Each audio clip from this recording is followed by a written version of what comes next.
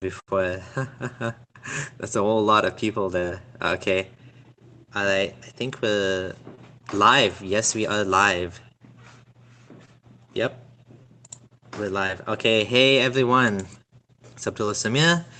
Had decided to have an impromptu live conversation.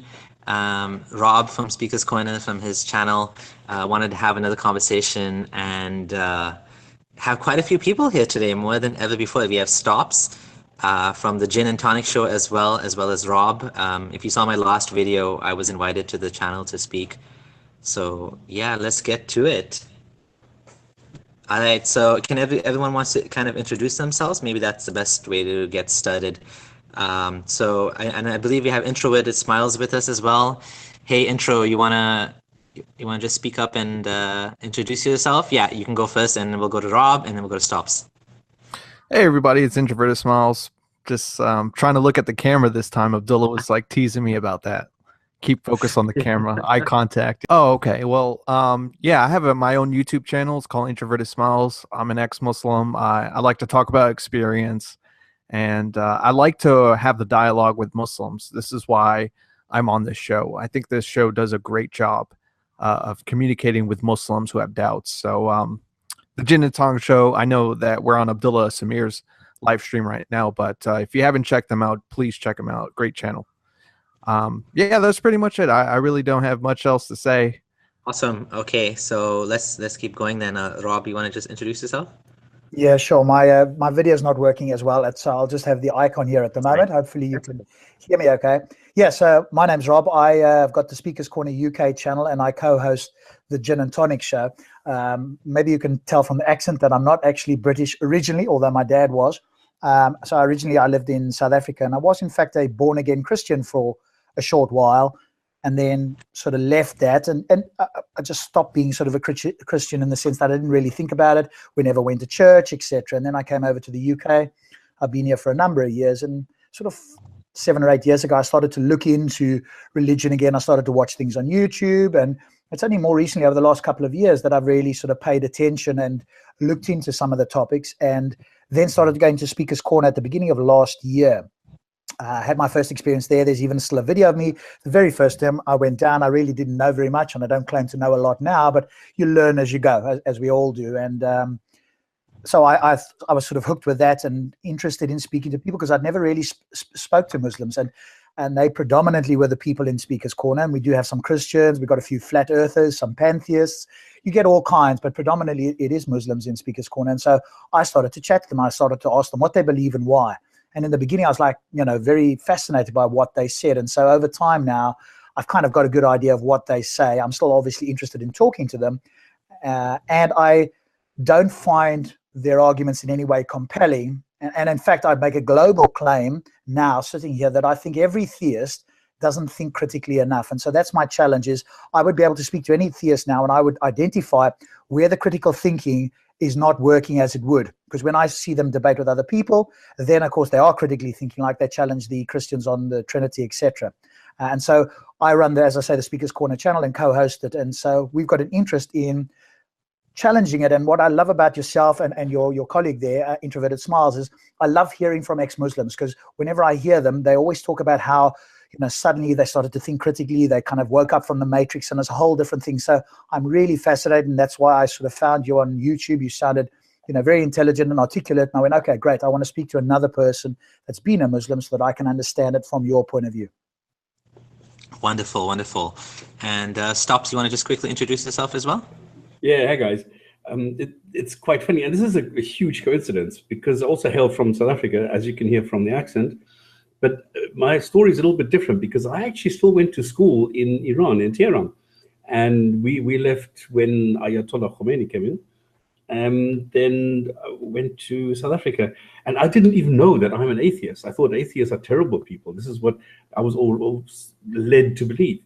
It's just that I was never exposed to any kind of environment where people were talking about gods and things. So, it was just there. And then I went to the States, I went to Europe, I went to all over the show. And then 10 years ago, I went to the Middle East, started off in Dubai, then went to Kabul, went to Qatar, went to Doha, went to Abu Dhabi. And in this environment, I mean, it's automatic that people speak to you about Islam. And what triggered me into looking at Islam was my boss, after a meeting, he came to me and he said, okay, by the way, have you heard that there are scientific miracles in the Quran? Mm-hmm. And I thought, what is he talking about? And then I went back to the hotel, and incidentally, this is the same hotel that was attacked a few days later by the Taliban. And I was missed. I mean, I just jumped behind a pillar because the guys just came in shooting like crazy. And he saw me and he pulled this is what you call being on the wrong side of an AK-47. And he pulled the gun over, but I jumped behind a pillar and then ran for my life. And they went straight to the gym area, so they just left me alone. And then I started looking at this whole thing. What brings people to do things like that?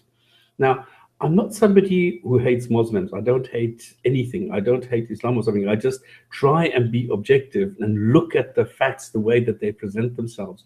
And that's what I've been doing. And I went deeper and deeper. And because I was living in the Middle East, I was able to go. I started off going to imams, to the different mosques, and then went to the Islamic cultural centers, and then started speaking to more and more people who were fascinated that somebody who's actually an atheist is so interested in Islam. So I've had a lot of conversations with these people, and it went all the way up to, because they were challenging me. So they actually put scholars in front of me and said, why are you not a Muslim if you know so much about Islam and things like that? So I had a lot of fun during that time.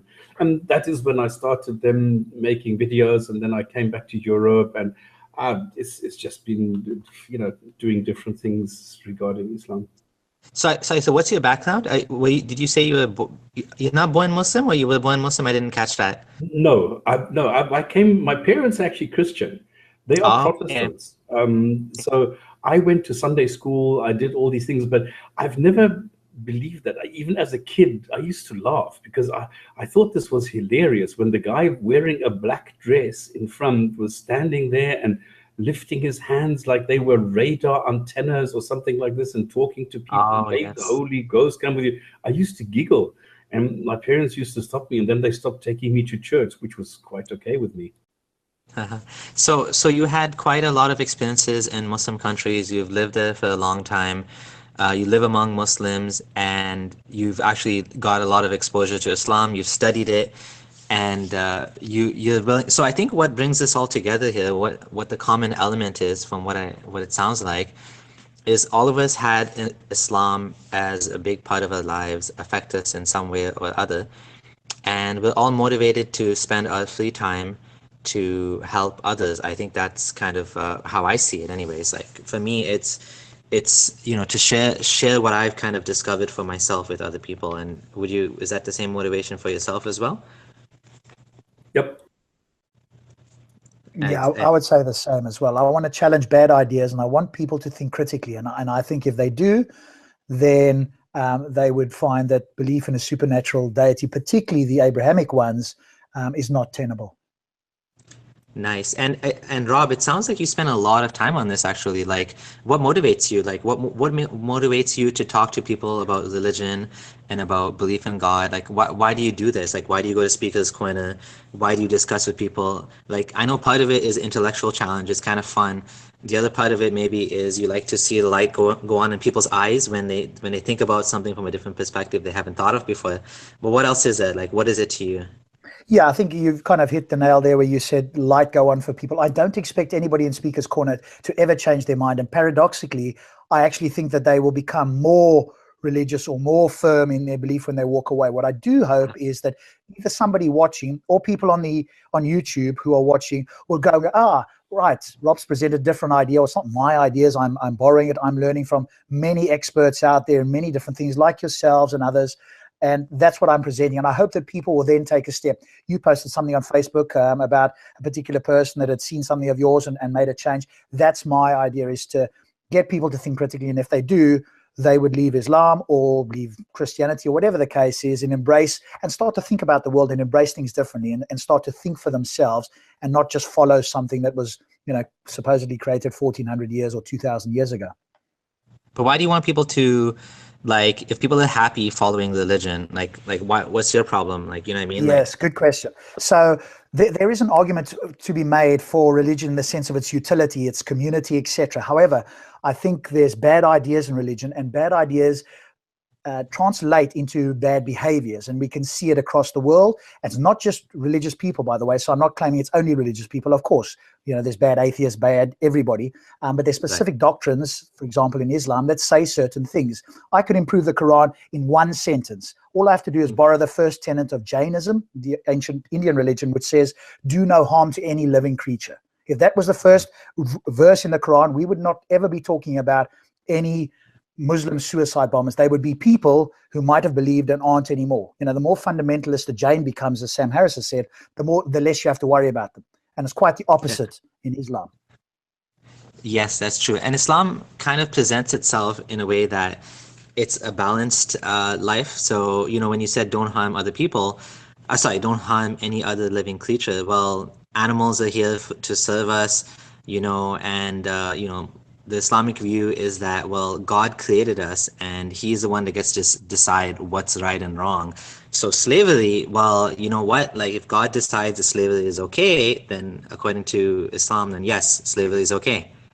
Right? I guess it's a divine command theory. Is that what it's called? It's God says so, therefore it's right. Yes, so they've got a lot of instructions that come down. The problem with divine command theory is it doesn't give them an ethical system to face a challenge that is not in the Quran. So ask a Muslim, what is their position on stem cell research or cloning or something else that's not in the Quran, and now notice what they have to do. There's nothing in the Quran that tells them, because they're following a list of instructions. So God told me to do X, I will follow that, otherwise there's severe consequences. But the Quran doesn't cover everything, as we know. So ask them, well, what would you do in this scenario? And now notice what happens. What do they do? How do they appeal to work out whether it's right or wrong? And we have, I believe, as non-believers, secular humanists, or whatever term we want to use, we've got systems that we can use to give us answers, at least in principle, if not in practice. And you made an interesting point where, when it comes back to Muslims, they're always tied down to what Muhammad said and did in the 7th century. And that becomes the basis of everything that ever happened. And if it so coincidentally ended up being the case that somebody asked Muhammad, like, what do we do about this? And then he said something, well, from now on, forever and ever, Muslims are tied to that specific ruling, just because coincidentally, or they would say according to, Allah intended it to happen. For example, right, it so happened to be that in the life of, according to the official story, so, most of the time when I talk about Islam, I acknowledge and I accept the fact that the hadith literature, it's problematic, there's a lot of issues with it. But for the sake of discussion, because Muslims accept that this is true, for the most part, it helps to, to start the dialogue. So according to the hadith, according to the story, Prophet Muhammad, he would say, actually a Jew came to him, or Jews would come to him and say, Assalamu alaikum, meaning like death be upon you, not Assalamu alaikum, peace be upon you. And so he would say, wa alaikum, meaning, and the same to you. And then according to the hadith, Aisha got mad and said, did you hear what he said to you? He said, death be upon you. And, she cursed the Jewish person back. And, there's a lot of anti-Semitism in the hadith literature. So this is one example of that. Of course, there's bad Jews, cursing the Prophet, like bad Jews. Anyways, so because of this, at least according to the Salafi understanding, until the Day of Judgment, if someone says, and by the way, this creates a lot of awkwardness, and I'm sure intro has experienced this as well. When you say assalamu alaikum to someone, they don't know what to say to you. It's like, I'm telling you, I've had experiences where I'm like, assalamu alaikum to someone, they're like, wa alaikum, hey, how's it going? And they're not even sure if they're allowed to tell you, like, wa alaikum salam, peace be upon you, because according to the hadith, the Prophet said, if a non-Muslim says anything, like, greets you, you're supposed to respond with, like, wa alaikum, like, and to you, not wa alaikum salam, right?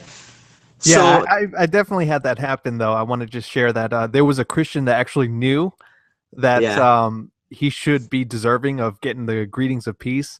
And I did say wa alaikum to him, and he was just like, you're not going to give me the full salam? I was like, oh, man, he knows about it. So it does create an awkward situation. Yeah, it's worse with with Arab Christians and Jews because they know about this, right? So they're like, they feel like, why are you treating us like this? Like, like, can't you? It's so silly, like, you know what I mean? Because of this very particular thing that happened. And there's other examples of this as well we can think of. Another example I can think of is like Prophet Muhammad in the hadith says that I would have forbidden you guys from doing it while your wife is breastfeeding. So in Islam, you're supposed to breastfeed. The mom's supposed to breastfeed for 2 years. So he was gonna forbid all Muslim men from having sex with the wife for 2 full years, or at least until she's done breastfeeding, because he thought it was going to create some sort of harm. But then he saw those Romans were doing it, and their kids are fine, so it's okay. So it's halal because apparently, and I think, maybe some of the rulings in Islam tend to kind of show this 7th century mentality where, like, you can't marry your foster sister, meaning if there's a lady who you got married to and someone tells her, by the way, I breastfed you and I breastfed your husband, like, 45 years ago, you guys become haram for each other. You can no longer be married because she's your foster sister. So it's almost like the milk has some metaphysical power to make you related.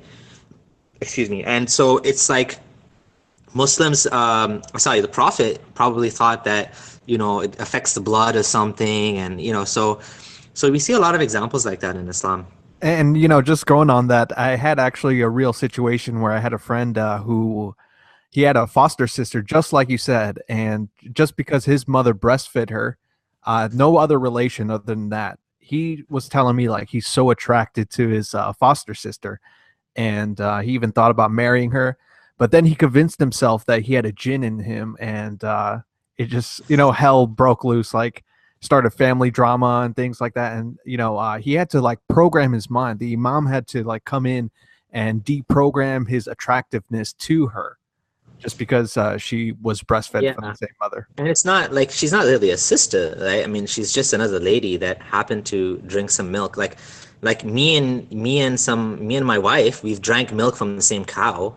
Like, that cow doesn't become my mom, but why does it become like your mom if it's a human? It's weird, right? Like, and the other example I can think of like this has to do with mahram, right? The idea of mahram and how if someone's mahram to you, if someone's not mahram to you, like let's say you want to adopt someone.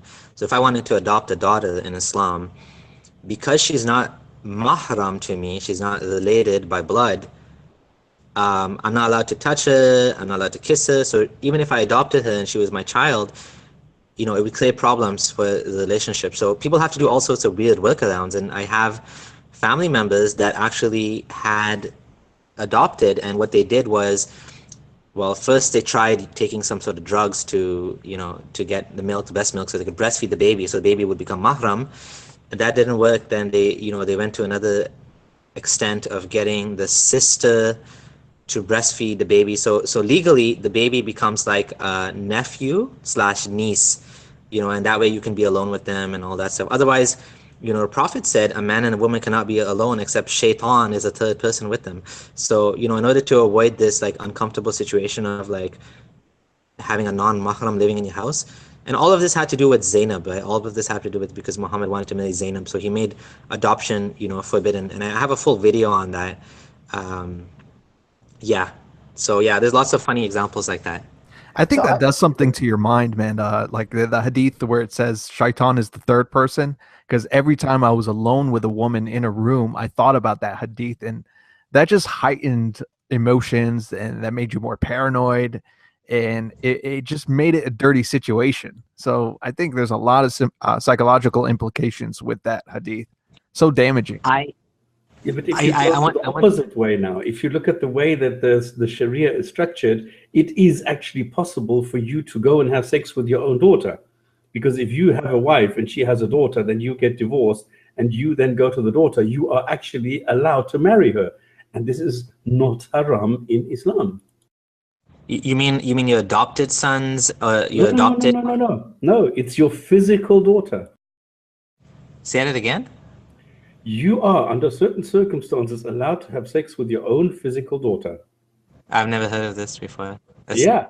I know a lot of Muslims don't know this, because what happens, the way that it works is that you, according to Sharia, according to Hadith, you can divorce somebody where you have had a daughter with that woman, and then if you then go and the daughter comes and lives with you, you are allowed to have sex with her, because I you're don't not think related that's to her.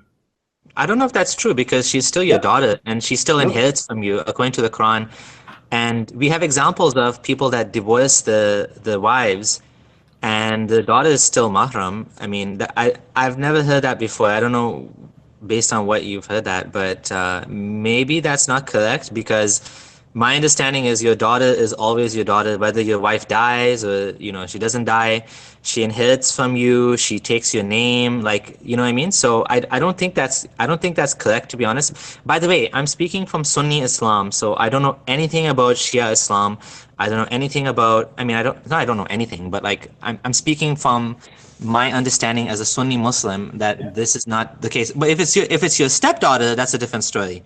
Your stepdaughter would be like, yeah, I'm not sure. That's again a questionable case, because your stepdaughter is like mahram to you. Again, kind of weirdly, not weirdly, but makes sense.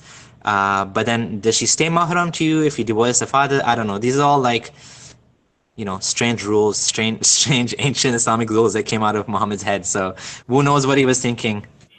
Yeah, The but one this is that- exactly one of the constructs, and I need to look it up, because this was also weird for me. But there is a construct that allows that. I just can't remember in which video I did this. I can't, from the top of my head, remember where I used. That's fine. That's fine. Could you guys speak on incest? Because I've been challenged in the park once, and there's a video there with a Muslim, you know, who's a bit disingenuous. It's not, the critical thinking is not that particularly high, but it's also somebody that misrepresents people's position. And so I was asked, hey, do you think it's okay here's the position. He's very specific on it. Do you, Rob, as an atheist, think that it's okay for a son to have sex, a son that's over 18, that's an adult, to have sex with his mother if the two of them say it's okay? So this now for him is direct incest. And my position, because I never really thought about this, so my position is or was, if we can demonstrate in some scientific way that it's either biologically, neurologically, or physiologically negative, then we've got a right to say it's wrong, over and above their assertion that, yeah, it's great. If we don't have that, then on what grounds? Now, I wouldn't do it, and it's not something, and I would be quite repulsed by that. But in order for me to say it's wrong for other people, I need something other than my own opinion and my own feelings. Could you talk about that from an Islamic point of view as well? Because I do think that there is incest is allowed from first cousins, etc. So what would be your view, firstly, as a non-believer, and then what would you say from an Islamic point of view? Okay, so first of all, yeah, cousin marriage is definitely allowed in Islam. In terms of, yeah, what was I gonna say? Okay, so yeah, what I was gonna say was, it just shows you that the fact that cousin marriage is considered okay, but not marrying your, like, you know, milk sister. It shows you just how much the reference of 7th century Arabia was to Islam, because, you know, the whole idea of foster motherhood, it was a very big part of pre-Islamic Arabia and Islamic Arabia, of course, as well.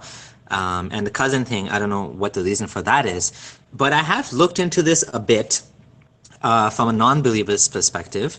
And from a believer's perspective, it's easy. It says in the Quran, you know, Hurrimat alaykum ummahatukum wa manatukum wa manat. Like, so the Quran says haram to you, forbidden for you is your mother and this and this and this, and your, you know, and the one that your foster sister is included in that list, despite there being no good reason for that. So as a Muslim, I'm like, yeah, that's easy. God says so, so that's it. Now, as a non-Muslim, you know, I happen to be, I just started reading a bit of stuff on ethics. And Peter Singer has actually discussed this in his book. He talks about how a parent-child relationship, incestual relationship, would be harmful. You know, psychologically, there's a power imbalance. Just like, you know, in Islam, you have a power imbalance between a slave owner and a slave. So to allow, you know, the slave owner to have sex with his slaves, it's, you know, it's not a proper situation where you can give meaningful consent. So for that reason, and he kind of elaborates, if you want to look up Peter Singer, incest, and he explains why, you know, the parent-child relationship. Now, in terms of brother-sister incest, he actually talks about that as well.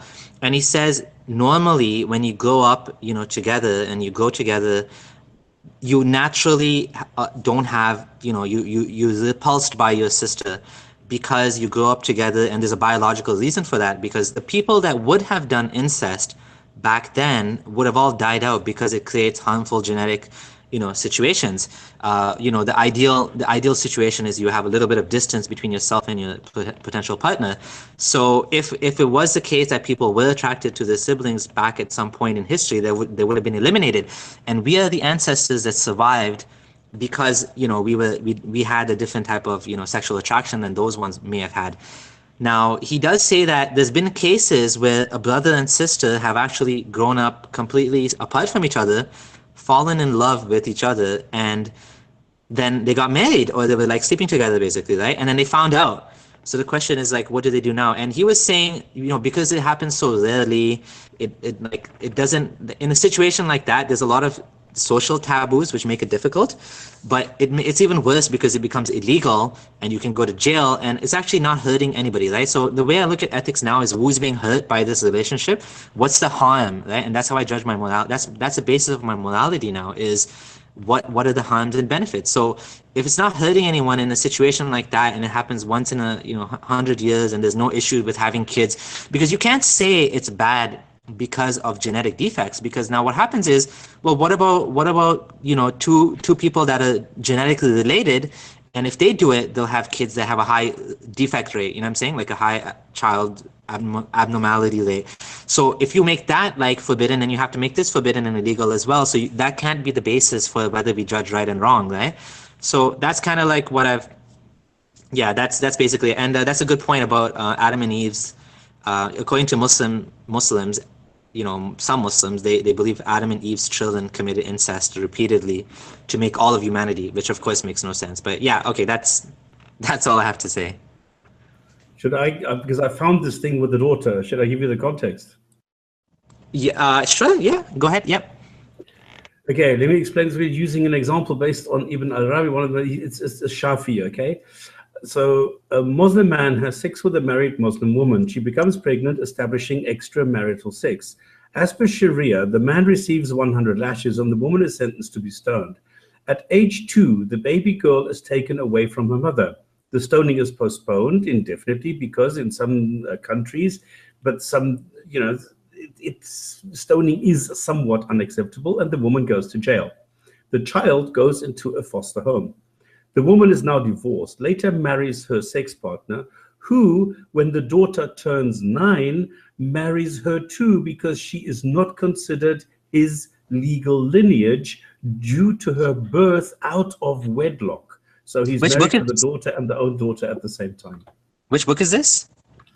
This is based on Ibn al-Arabi. Okay, so this is a situation where your daughter is illegitimate daughter, you're saying? Correct. Oh, I don't know that. I never heard of this before. That's interesting. You could be right, actually. That's very interesting, because I've heard as well that in some scholars, you know, consider that your illegitimate child does not inherit from you. I don't know. Like, I never looked into this, but that's kind of creepy. And it actually brings up a good point I wanted to mention, which I forgot to mention earlier on, which is how, you know, when you compare secular law, you know, tort law to like Islamic law, when you look into the books of, when you look into these legal books, like the Hanafi books especially, you see the most weird shit that you can imagine. Like, if a man has sex with an animal, he doesn't need to take a bath or something. Like, all sorts of weird stuff. And it's depending on how many drops have emitted. Like, all sorts of crazy stuff. Like, it's just like, and most Muslims don't know this, right? They don't read these books, but if they read these books, they're like completely shocked, because, I mean, there's all sorts of weird stuff in there, right? Because all has to go back to what Muhammad said, and this guy said, and that guy said, and how they interpreted, and what was preserved. And so you're stuck with this, you know, going back to this very shaky foundation, right, for everything. And like Rob was saying about you know, cloning and like You have to go back to see what Muhammad said that maybe somehow could have been interpreted in such a way that someone can kind of understand it and make an analogy and say, okay, therefore cloning is haram or halal. Like it's like that's the challenge, I think, for Muslims, right? And a lot of them don't think about this. And the thing is that what the point that Rob was making, I think, is an excellent one too, because if you are looking at the way that things need to be interpreted, how do you know that the next guy is going to interpret it the same way? So if you have a relationship between a man and a woman, the thing is what most Muslims don't understand. If I want to have sex with my mother, theoretically, I may be able to do that without any kind of remorse. But practically, and this is the point that he made, he is repulsed by it. And this is the point. I do not need a Muhammad telling me what to do. I do not need a Quran to tell me what to do, whether this is right or wrong, and whether I feel bad about it or not.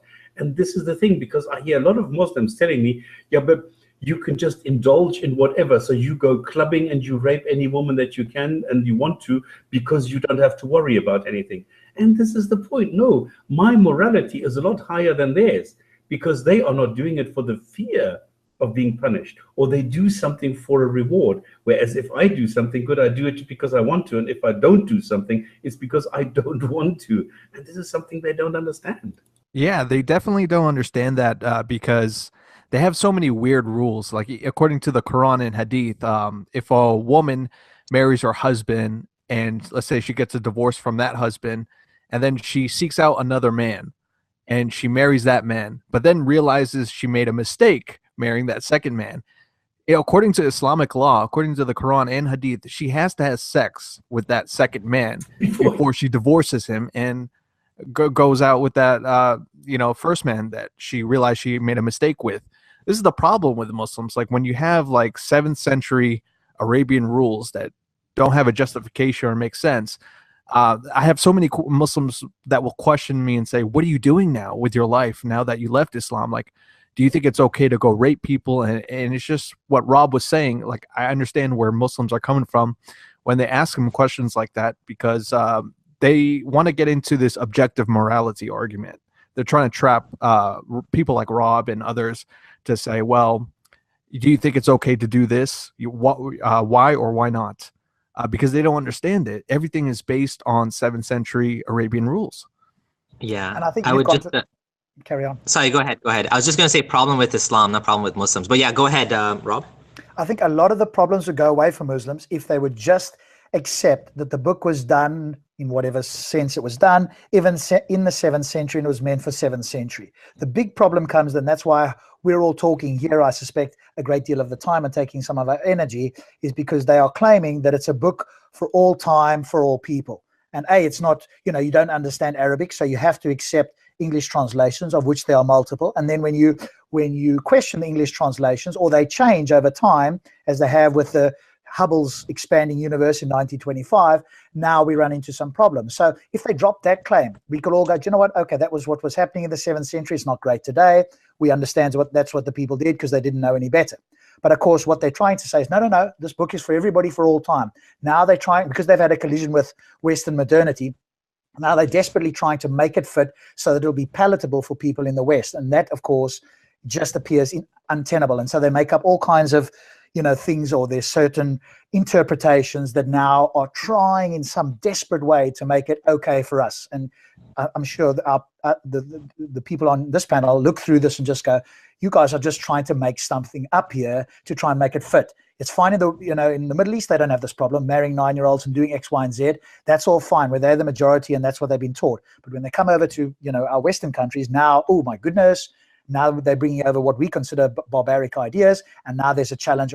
There's a scramble to try and make it more palatable for the Western society, and that, of course, is where it trips them up. Yeah, and I think they're trying to make it palatable for young Muslims growing up in the Middle East as well, who are exposed to the internet.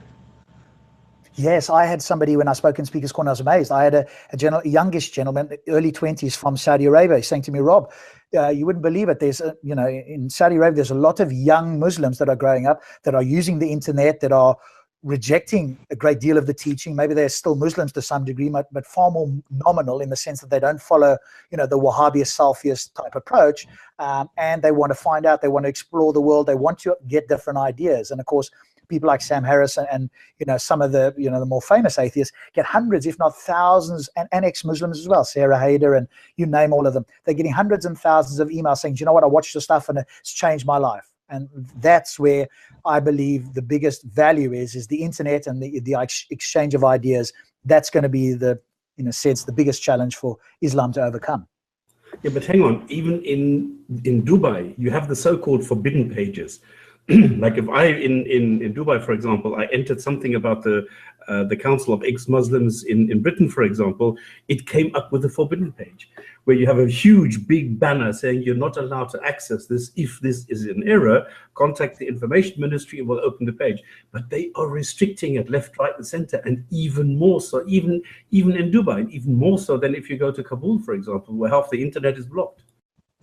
Yeah, I've heard about. I wanted to actually, I really wanted to kind of get the lowdown on this and how bad it is, because I'm not even sure how bad it is. But what I've heard is many of the websites are blocked. I know for sure Saudi. I know for sure, and I'm not even sure which countries block which. But I know, like, even in Pakistan, Wiki Islam, which is run by EXMNA, Ex-Muslims in North America, that's blocked. So we created a mail website. So it's wikiislamica.net. I mean, that was quite quick to set that up. But a lot of the other websites are blocked, you're right. And so that's one of my challenges too. Like, I'm on YouTube, so I don't know if I'm blocked in any way from any of the countries. If YouTube is blocked, but like I try to upload my videos on Facebook as well, just as a backup. But yeah, it is a challenge, constant, like whack-a-mole type of game you have to play to get your content out there, and especially to non-English speaking audience. I've been trying to get my videos subtitled into Somali language, and that's nice. Is that what it looks like? Is that the official? Is that the official screen you see, like when a website is blocked? I'm guessing that's just a parody of some of them. I think it looks a little too silly, yeah? Yeah. Yeah, it looks silly. Stops meant to get his hops. Okay. Can you share from you, Introverted Smiles, are you also in Canada or are you from the US?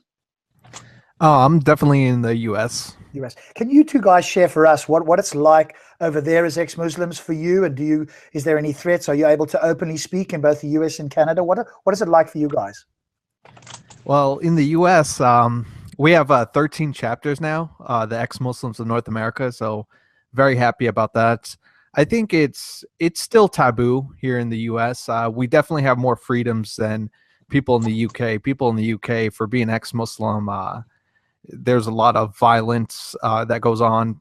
People get jumped, get beat up. Over in the US, I'm sure if you just say you're ex-Muslim, or my videos spread to people here locally where I live in Florida, it's more of like a taboo and you get shunned and people don't want to interact with you, but it's nothing hostile, I would say, in the US. I think you'll be fine.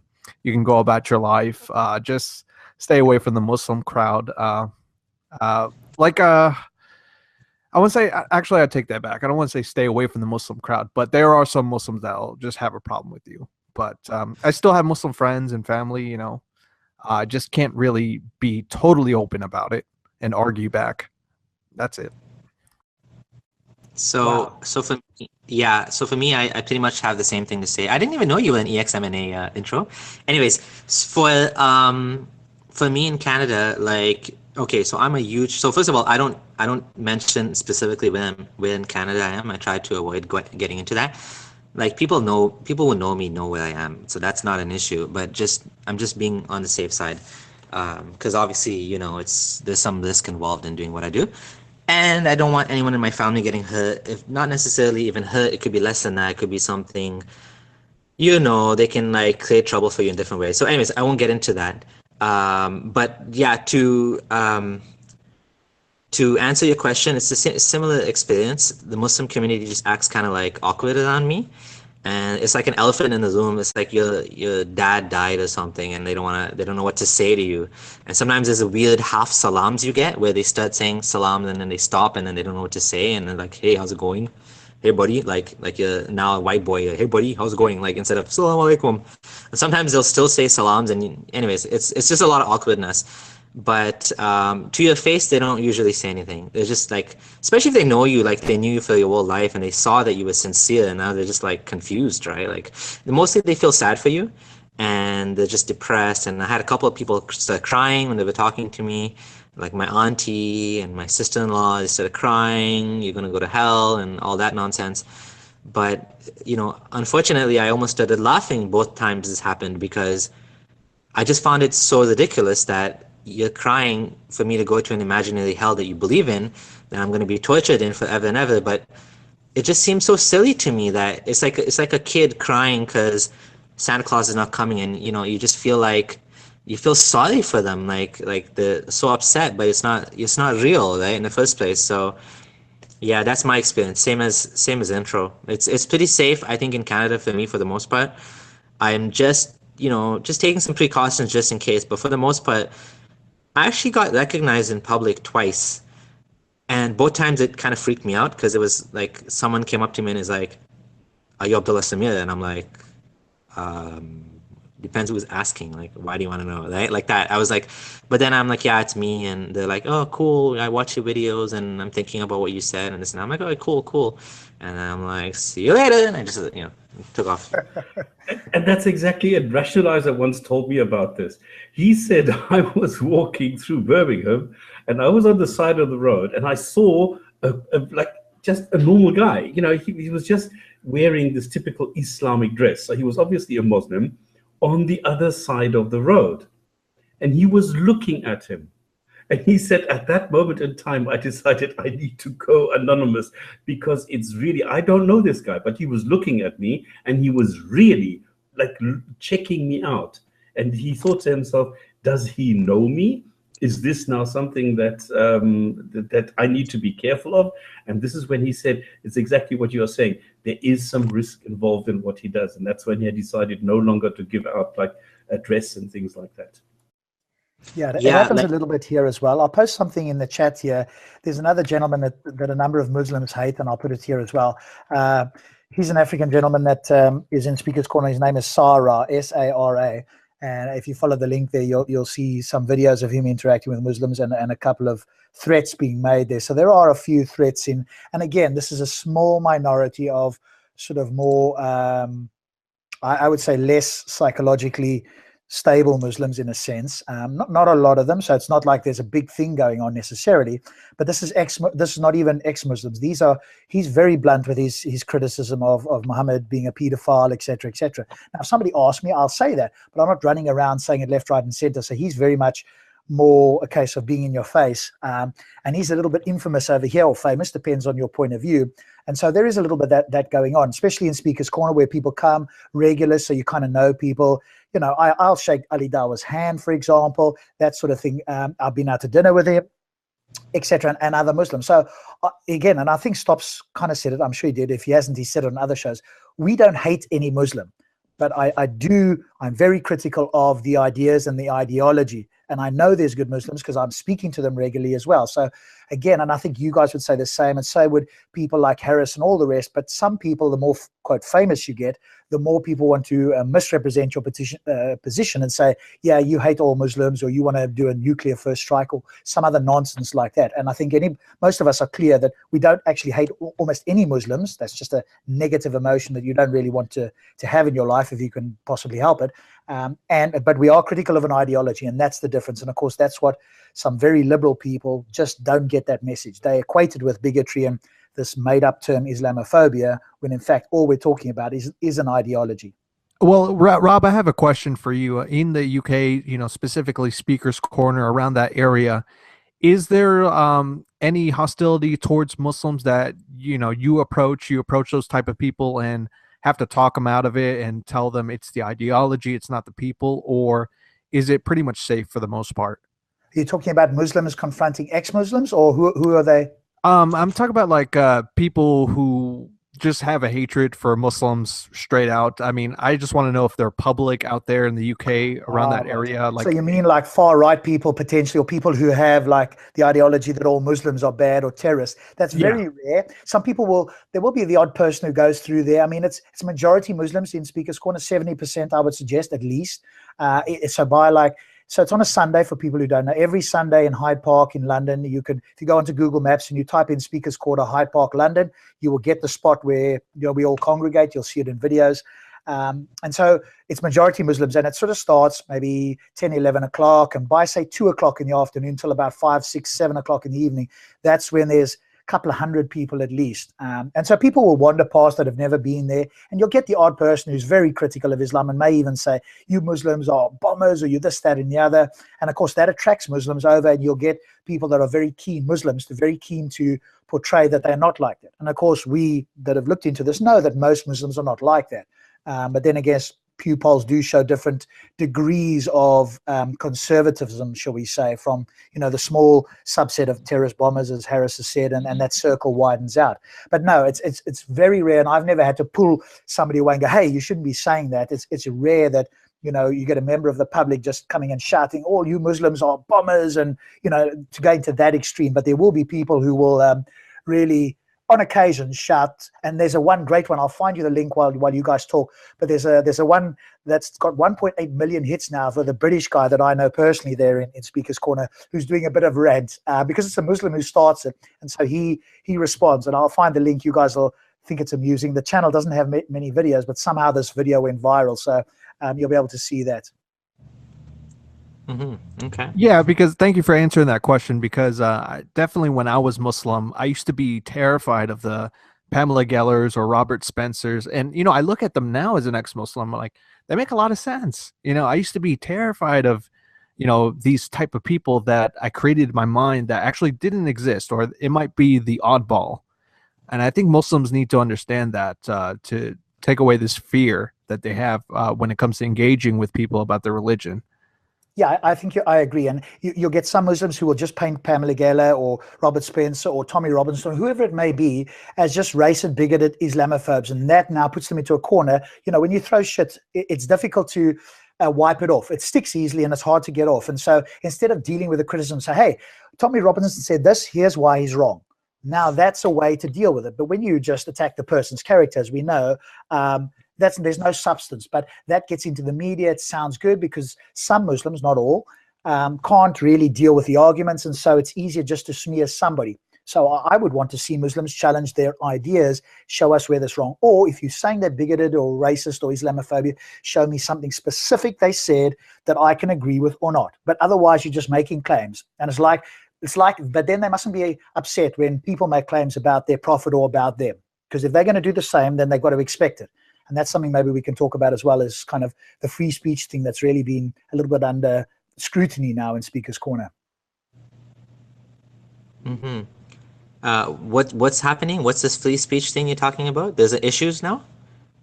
Yeah, so again, it's been going on a little bit for a while now. Sarah, the guy that I put into that link, he's obviously quite vociferous in Speaker's Corner. And what it does is it challenges Muslims and theists in general, and even just people who don't have a psychological understanding of what happens in a conversation. So I've done a little bit on psychology, particularly in focusing on intimate relationships, but I understand the model.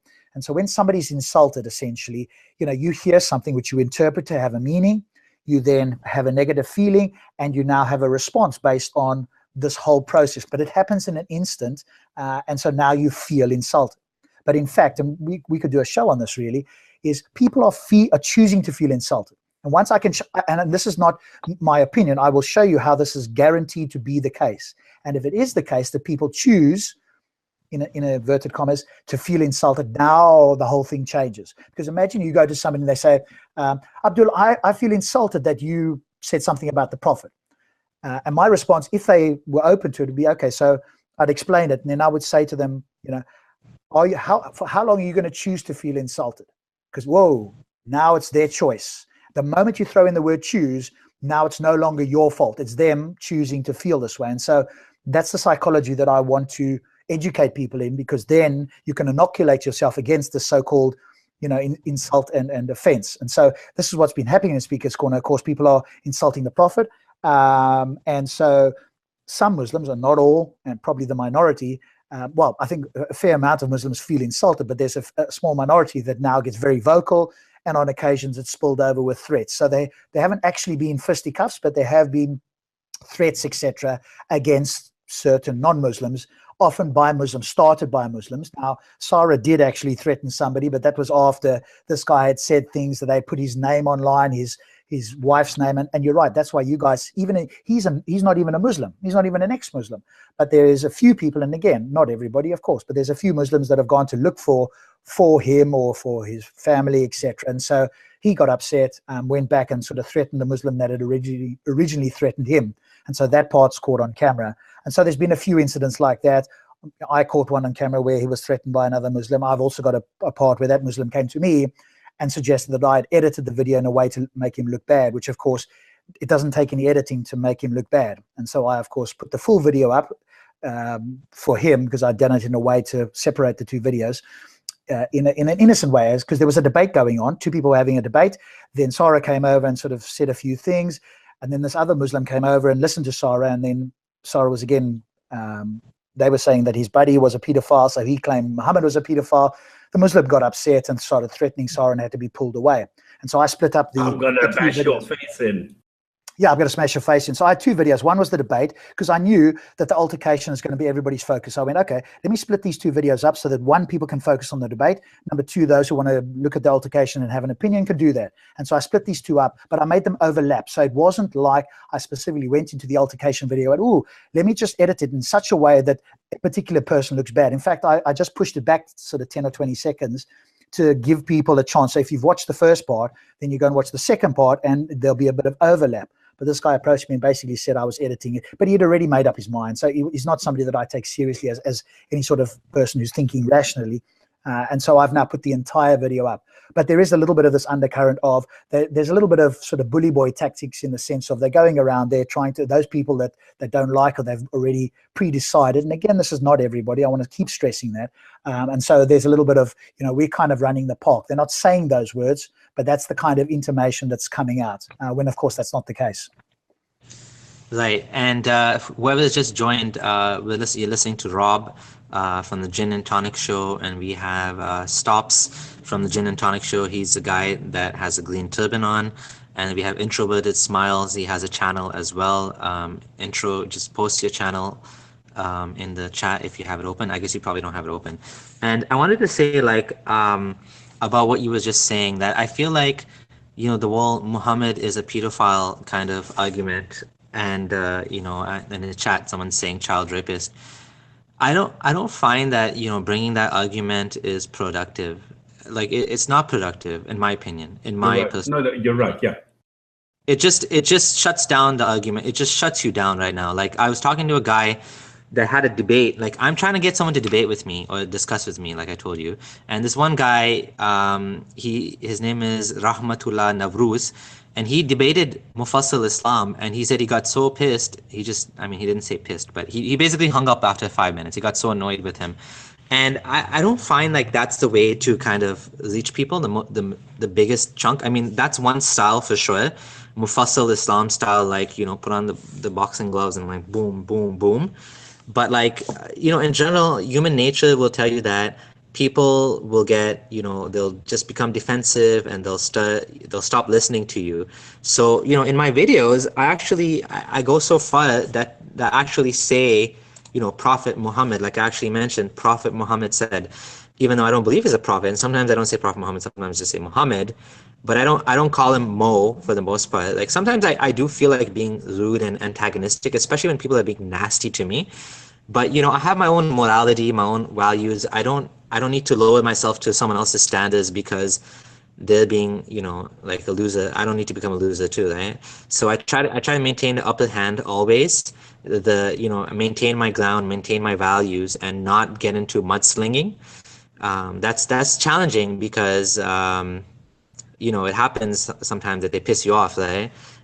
But like I try not to get to that, and I'm trying. I want, you know, the goal. What's my goal? My goal is to reach as many people as possible, to get them to think, to get them to open their minds and their hearts, and to see that Islam is actually not true, right? So the best way to do that is by not building, you know, like these mental barriers, and helping them to see that you're not here to, you know, like to attack, but to, you know, to dialogue, right? Yeah, and I want to ask you real quick, like, let's say if you got a YouTube comment and you have a picture of Muhammad being old and a young Aisha girl, and he has an erection in that picture, even if he comes with the most rational arguments in that comment, yeah, you can argue that you know, he came with rational arguments and you need to tackle that.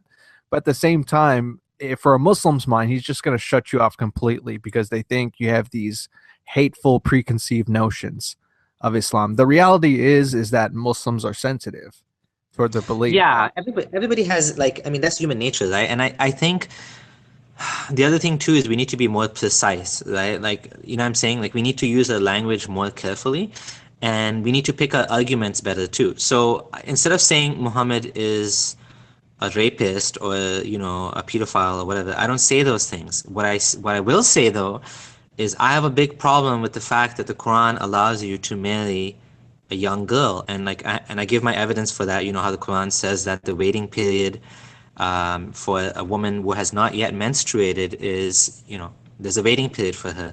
And so that's the evidence that, you know, even if you married someone that that hasn't reached puberty, you can still sleep with her. Otherwise, there would be no waiting period, because if you didn't sleep with her, the Quran says there's no waiting period, right? So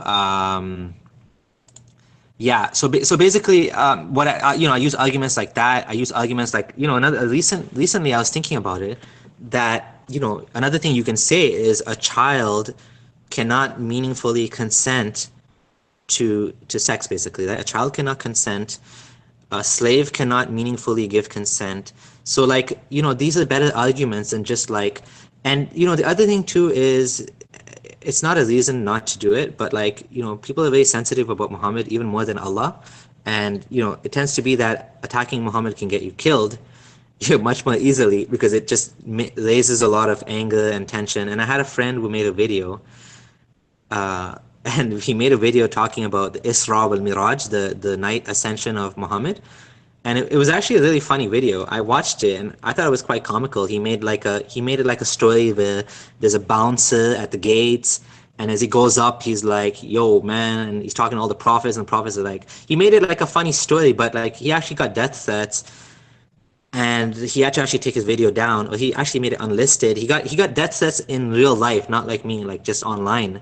Like, people that know him actually threatened him. Not death threats, but like they threatened him, right? And they said, like, we're gonna, you know, he heard from someone else that they're gonna like beat him up or something, and he lives in the U.S., right? I won't say where in the U.S., but, like, you know, so it has the opposite effect that you're looking for. So now he doesn't make any videos. He has to be a little bit more anonymous than he was before. Like, it's just like, it creates more problems, right? When you have that approach, I think. And like, I don't blame Mufassal Islam at all, because I know that he had some issues in his life. He lost his mom. His mom doesn't talk to him. His wife, his wife left him. He can't see his kids. Like, he has so many problems in his life that were caused by Islam. Who's this guy? Mufassal Islam? Yeah. What about him? Any details or links that we can have a look at his stuff? Who is this? Yeah, sure. He actually interviewed me. He's a Bengali atheist. He's very, very, very popular. Like when he posted my video, I got this is the guy. Okay, sorry, I didn't know him under that name. I got I think 100 friend requests after he posted my video or something. Like, it was like boom, boom, boom, boom, boom, like friend request. It just got he's quite popular. And I don't know if he was talks and talks. That's it. I get so annoyed with him, because after a while, I mean, at the beginning, I actually subscribed. Then I thought, no, come on. I mean, he just rambles on and on and on. And I said, no, I don't have time for this. Yeah. His style, he has his own style. So yeah, a lot of people don't like his approach. He gets a lot of views, though. I'm checking his videos that are like a year old. He's got like 40,000 views on it. The thing is, he spent a majority of his life defending Islam, so I think that's why he's so angry. He's on the Islam channel, and he communicates with people like all over the world about Islam. So I think that initial anger phase is still there. A lot of people like it, a lot of people don't like it. He's very bipolar in his fans. Yeah, and I think it's a case of, different people will be attracted to different styles. And so I'm sure he's helped people. We will help people in our different styles, like Stops and I have slightly different approach. And somebody's actually said, you know what, Stops was quite hard on me, but actually was good for me. And so his approach would work for some people. And I think that's the other thing to recognize. But I wanted to go back to something you said, Abdullah, and maybe there's a different perspective, because what I understood, and correct me if I'm wrong, is you kind of intimated that, okay, there's a certain style that we shouldn't approach some or maybe all Muslims or the majority of Muslims with, which is the sort of insulting style. Now, for me personally, that's not my approach either, but I do recognize that other people have got that approach. And I would offer you a perspective to consider, which is if we allow Muslims to, and again, not all Muslims, I will always say that, but if we allow certain Muslims to dictate the narrative in the sense of they're going to get angry, they're going to make threats, and so we're going to back down, or whoever's going to back down. What, in my view, having done some coaching and training on this sort of behavior, what it allows is for the perpetrator, if I can use that term, it says to them it's okay to carry on this negative behavior. And from my point of view, I want to show somebody that negative behavior is not tolerable or not acceptable, and it doesn't even help them. But obviously they're not in any state to be aware of that. But for us to back down, now it's not going to insult everybody left, right, and center. But what I would rather have is not us going down to the lowest standard, but rather rising all the ships together. So my solution is an education, and it's in particular a psychological education, and teaching people, particularly some Muslims, that number one, being insulted or offended is an illusion. It's not true. I know you think it's true, but if we unpack it and we gave you a course and we explained it to you, you would be in no doubt that in fact you are making the choice. Now, in order to solve that, in order to get out of that, take some time. It's not going to happen overnight. Tomorrow, suddenly you never offended again. I mean, it's possible I could probably get offended. It'd be rare, but it would. But immediately I would recognize that it's my choice. Now, I don't necessarily figure it out in that moment, but it is my choice when I go and reflect on it. Correct. Okay, so I should clarify what I mean. Because you hear this all the freaking time from Muslims. Why do you have to go and offend my religion? Don't you have better morals than that? Why do you have to offend people? Why do you have to insult me? Why do you have to insult my religion? Like, I don't insult your religion. The Qur'an says don't talk badly about other gods. Well, hold on there, buddy. Your Qur'an actually calls, disbelievers filth, okay, najas. So don't let them approach Masjid al-Haram ever after that. Oh no, that's spiritual filth. Okay, so your Quran calls people spiritual filth. Okay, fine. That's the first thing. Second of all, it's just full of insults. It's completely full of insults towards the worst of all animals. Yeah, worse than animals, deaf, dumb, and blind, and this and that, and it goes on and on and on and on. So why do you think your Quran is put on a pedestal, and it can say whatever, you can promote that, and it can say whatever it wants, and I can't make fun of your religion. I can't say that this doesn't make any sense. I don't agree with that. And I do believe that mocking has its purpose, right? If you're just mocking for the sake of ego and just to make yourself feel good, then you're not a good person, and you're not, may not have the best effect, right? Because you're just doing it for your own ego and you just want to put the other person down. But if you're doing it, kind of when Ali Dawah goes online and he goes and he's actually making fun of people for doing things that they're not supposed to do in Islam, picks on women, for example. What is the point of doing that? It's just to make yourself look good and feel good, right? So go ahead, Rob. You have a slide you want to show us? I won't go into very much depth, and I have done this elsewhere, but I'll just show you this. So this is what we call the NLP communication model. And essentially this is an unpacking of what happens when what they call an external event comes in. So if you look over here, so somebody says something, Muhammad is a pedophile, whatever. That's an external event. It's an auditory event that comes into somebody's system, and it gets filtered through these sort of filters. Again, I could do a much more in-depth, analysis of this for you. And based on these filters, which are often through our social conditioning, our upbringing, etc., it goes in and it gets you have an internal representation. So somebody says something, and remember that we can show that this is not objective, because everybody will have a different internal representation. It then affects your state. That's how your body is, your feelings, etc. It affects your psychology, and then it's your behavior. And so if we can, at this point here, have an education that says, hey, you can change this part, then this will change, and so will everything else. And I think that, for me, in like 10 seconds, is really just the way that one can overcome these sort of things, which is, just educating people that it's okay,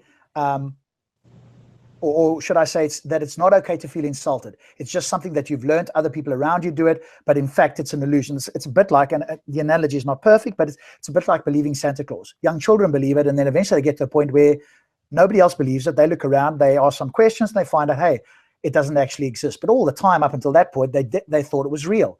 And it's the same with, and I think being offended and being insulted is insidious. It's in some sense worse than some of the other things that are going on, because it's affecting our society, and people are pandering to it because they don't have an education that, in fact, this is just an illusion for the person. Even though it feels real, objectively to the rest of us, it's illusory. And going through this whole process, I think, is helpful for those who are interested, to show that we can unpack this and show you that what's going on can be changed, and it's just your subjective opinion based on certain criteria that's giving you this. And if then you have that education, you now have to be asked, how long are you going to choose to feel this way? And once that question is asked of you, now you have to take responsibility, and it's no longer the person that says something to you. It's all about you. And I think that's what the education process should be, which is, hey, it's all about you, instead of me trying to change the other person's behavior, because I don't really have control over them anyway, unless I'm going to threaten them or do something to modify their behavior. So rather, can I inoculate myself against it, which is what I've said to Muslims. Hey, Sarah is actually your greatest gift. Now, most Muslims wouldn't really understand that, even if I explained it, that he's your greatest gift. You can deal with Sarah, the guy at Speaker's Corner. Man, now you've got armor to deal with people, because people like Sarah are not going to go away. Now, I may not, as I say, go with his approach, but he should have the right, and so should anybody else. And somebody can come and say whatever they like to me. I've got to be able to deal with it in an empowering way for me, because I can't stop them without, some kind of threat or some kind of insidious thing that I'm going to tell them to change their behavior. I think I just want to share real quick. I think there are a lot of Muslims in America, at least, that do play in with the PC culture, politically correct. Because when I used to do response videos to American Muslims, and I would tackle it point by point, Quran and Hadith only, and I would get messages immediately saying, take down your video. You're creating a crowd that hates Islam and hates Muslims. Therefore, this is a threat. And they would get away with it. They would report it to YouTube, have my videos taken down, and I think that's a little too sneaky, a little too slimy. I mean, I've seen Ali Dawah, for example, do worse on camera. Exactly. Ask Stops about his channels. Go ahead, Stops. I mean, no, I'm not going to cry in public. Not so much fine, but just so that people know that it's not just Introverted. It's happening all over the show, but it's only happening on one side of the scale, so to speak. Okay, I mean, they're closing down the Jinn and Tonic Show, of all things. I mean, really, I mean, how can a podcast where people are talking about something, we're not insulting, we're just discussing Islam, and we're talking about the facts, we're looking at the history, we're looking at the sources, we're looking pre-Islamic, we're looking at the geography, we're looking at different things, but never, ever in any way are we going and saying, this is the Muhammad is an asshole. No, we don't do that. And they close it down because it's too uncomfortable for them to bear with the truth. Yeah, it's unfortunate, and this type of like sneaky censorship will lead to more, far right intolerance and hatred, because if you can't have legitimate discourse, then things just tend to explode, right? We need to support people being able to, especially like you said, like why would you shut down the Jinn and Tonic Show? That's ridiculous. But I guess people feel threatened, and it happens to the other side too, like this guy Asadullah Ali, who is he's a kind of Islamist living in Malaysia, and he had someone tell him, this someone is Eddie from the Dean Show. I don't know if you guys know him. Anyways, he told him He told Asadullah to talk to me, because Asadullah is an ex-atheist as well, ex-atheist. So what happened was Introverted, I'm hearing myself on your speakers. He just needs to mute himself, I think, or you mute him if he's not around. Let me mute him. Yeah, so like I was saying, okay, then I muted him. Yeah, so like I was saying, what was I saying? What were we You were talking? talking about this ex-Muslim, Malaysia. sorry, ex-atheist. Yeah. So Asadullah, okay, he eventually ended up blocking me, but this guy, he has a channel as well, and he also has the same type of things being done to him, where he's promoting like Islamic values, Islamist values, like Islamic State, you know, at one point death to apostates, stuff like that, and he's also being censored by people, you know, reporting his channel. And so I think this kind of stuff happens all over the board. Where it's the most insidious is when you have a government like Pakistan working with the company, an American company like Facebook, to like shut down like atheist pages and pages insulting Muhammad, and like, you know, like big atheist pages like Atheist Republic, and like these pages got shut down sometimes. You know, some of them came back up, some of them didn't, like you said, Jinn and Tonic Show. So that's where it gets really insidious, right? But yeah, that is definitely a concern for me. What is your guys? How threatened they feel. I'm sorry? It shows you how threatened they feel. Yep. Mm-hmm. What is your guys' view yourself, Abdullah, and also Introverted? What's your view on freedom of speech? Should we have virtually absolute or completely absolute, or is there a limit for you guys, obviously over there in Canada and the US? What's your view?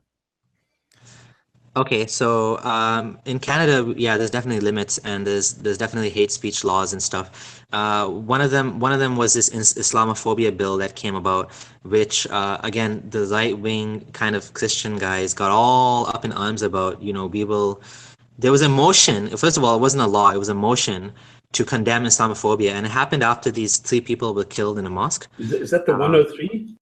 Yeah, I think so. So what happened was it actually had a really, really bad like response. Like people just freaked out, and they were like protesting outside mosques. I mean, this is like getting insane. Like protesting outside mosques, protesting outside high schools, which I thought was quite offensive. Like you got high school kids coming outside the mosque and seeing signs about Islam is evil and Islam is like, it's too much, right? Like so like these guys kind of freaked out, you know.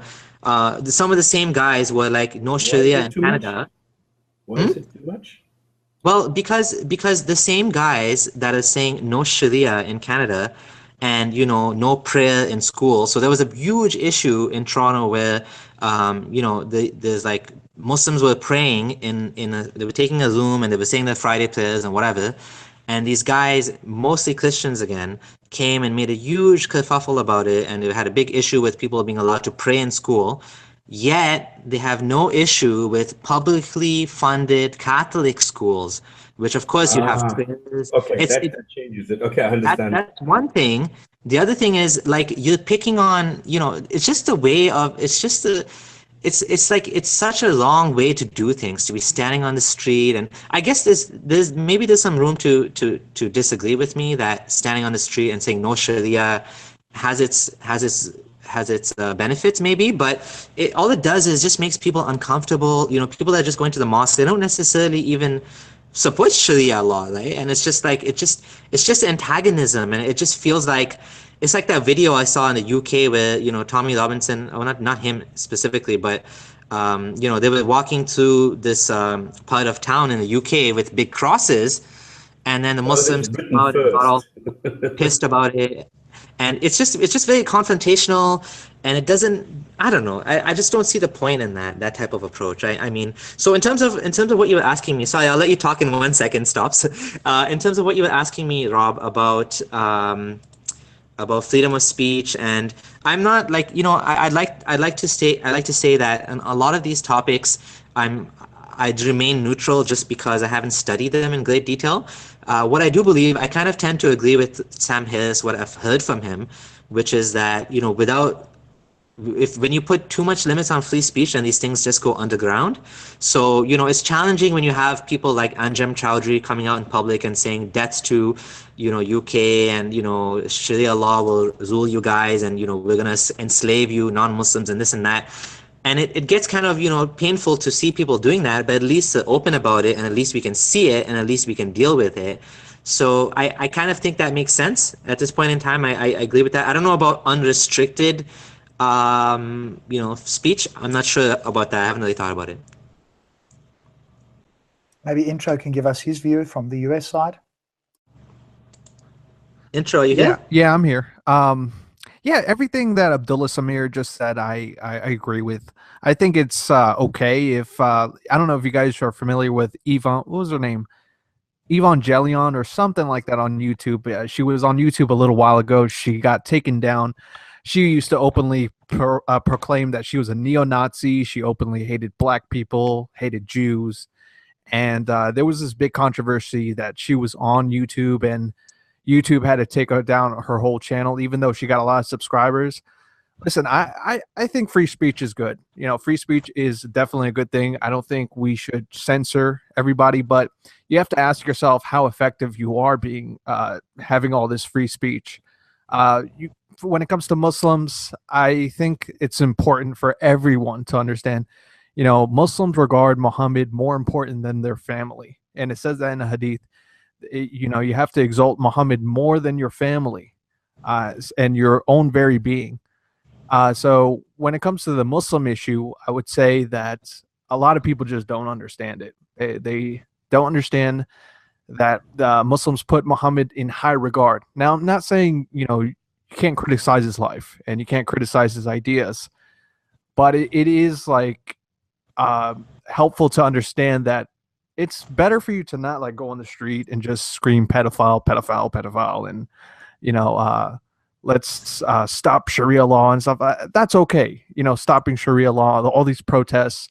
But at the same time, I want people to come from a sense of understanding. I think with a lot of Westerners, they see what Christianity, how it came down and apart, and they want to do the same thing with Islam. And I think it's a little bit more tricky. I do think the solution is just a little bit more tricky because these people are coming from war-torn countries or countries that were not developed yet. I think you have to just put everything in perspective. Mm-hmm. Okay, so interesting views, I guess. In some sense, I agree with you, although I don't agree that you can't go shout pedophile, pedophile, or for that matter, nigger, nigger, nigger, or whatever other terms people find offensive. Because the moment you start to do that, it becomes a slippery slope that never stops. And who makes that decision anyway? Are we supposed to respect Islamic ideas because people hold them, sacred? Well, I hold sacred the truth. And so are they okay to stop talking about God? Because I think talking about God without evidence, one could say, is insulting. Now, I don't choose to feel insulted, but I could run on a rant. And so how do we decide? So it becomes this sort of slippery slope. Plus, the more you're exposed to something, the more it becomes blunted. So it's like, imagine you go work in a sewage factory. The first day you wouldn't go out there going, oh my God, this was like hell. Go there for a month, you won't smell it anymore. And it becomes the same with the words. And so people are so scared of words affecting people, which is hence my view on educating people, which, is a great idea, but are people open to it? Because if people aren't open to being educated, then of course it's much easier just to stay ignorant or to, say, well, you're hurting my feelings, rather than take responsibility. And I think all of us here are not going to go out on the street and do what you're talking about. But I do think it's important that people have got the right to do that. So for me personally, and I'm happy for you to challenge me and we can see if there's, because there could be an exception. I haven't come across one. But for me, it's pretty much I'm an absolutist. My only sort of stop at the moment is where there's direct incitement to violence. So if I went down to Speaker's Corner and I took out £5,000 and I said, £5,000 for the first atheist that kills a Muslim here, there you could probably draw a fair line there. And even then, somebody would have to do something, because it's just me shouting that is not enough in and of itself. There needs to be some action afterwards. So that's the extreme example where I would possibly draw the line. And even there's a bit of a gray area. But anything else for me needs to be said, because if you're going to inoculate yourself, you need to hear the bad ideas or the ideas that you don't agree with, because it's all very well saying freedom of speech. But like you say, Anjem Chowdhury, yes, he should be able to say those things, but he should be able to be confronted and shown that his ideas are wrong by Muslims, ex-Muslims, atheists, you name it. And so that's how we can defeat these things, if you want to call it that, with better ideas. But to hide away from it or to not say it, ideally in a open society, I don't think is the right way. I do understand that happens, and people are going to be careful in certain countries, but that says something about the ideology, or at least some people that follow that ideology, because you don't get people doing that about Scientology or Christianity, where they're, generally speaking, they're afraid for their lives. It just seems to be one particular religion where people fear for their lives. Generally. So what do you think about a group like Hizb ut-Tahrir that is going around, calling for the Islamic State, recruiting people?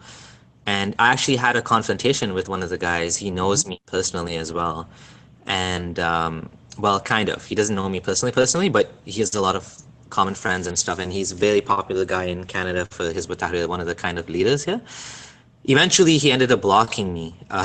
See, I notice a pattern here. Yeah. Anyways, because what happened was we were going on his page, and I wasn't trolling. I was being polite, but his arguments were not. He wasn't able to respond to our arguments, and I have the pleasure of building a huge following, or I have a circle of friends who are like-minded, so they were also commenting too, and he ended up blocking me, But the reason he blocked me is because I said, I'm like, Mazen, you're here in Canada using our democracy, using our freedom of speech to call for a system that will take away the same freedom of speech that you're using and would kill people like me.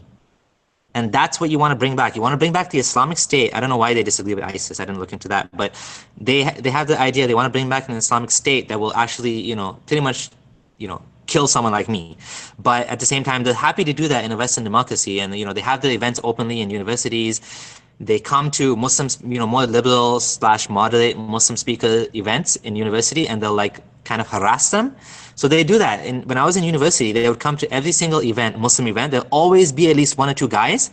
They'd get up and they start shouting at the speaker, saying, you're a sellout and this and that, and Islam this and Islamic State this is supposed to be like that, and they won't use violence, as far as I know. They won't hurt anybody, but this is the type of attitude they have. And so what do you think about that? They're using our system to promote their own nasty, intolerant values, and should we tolerate that? It's a good question. So where I draw a distinction is when I'm talking about freedom of speech, for me, I'm talking about in the open public sphere. So let's say speakers corner, in the street. As soon as you go inside a building, an organization, an institution, there are rules. And so where you have these conferences, there's certain etiquette and certain rules. So no, I would not say that they've got, quote, the freedom of speech to stand up and shout down a speaker for in any way, because there's a different set there. They've got an opportunity to ask a question. There's a sort of setup there. But going to the bigger question, which is, could they do that outside in the street? Yes, because, and here's why for me, and again, I'm happy to have a different dialogue, but as soon as somebody opens their mouth and says something, we can evaluate their ideas. And so if they're calling for this, now it could be in Canada, and I don't know what your laws are like, that recruiting people to overthrow the government is treasonous. So there could actually be a law against that. But stopping somebody saying something in public just means they're going to go and do it online. And so oftentimes, and that's why I like doing it in Speaker's Corner, let people speak, let them say what they want to say, because it reveals more about them and their ideas that you wouldn't otherwise get to hear. Now, could you draw a line with hateful speech? In my view, you can. I wouldn't draw a line in the sense of saying, no, this is banned. What I would say is, hey, here's why this is hateful, and you can challenge it. And I think most people, I hope, well, certainly most educated people in the Western world can at least think to some degree, and they can see one idea, let's say your idea versus these radicals, and they go, okay, so here's Abdullah's idea, here's these radical ideas.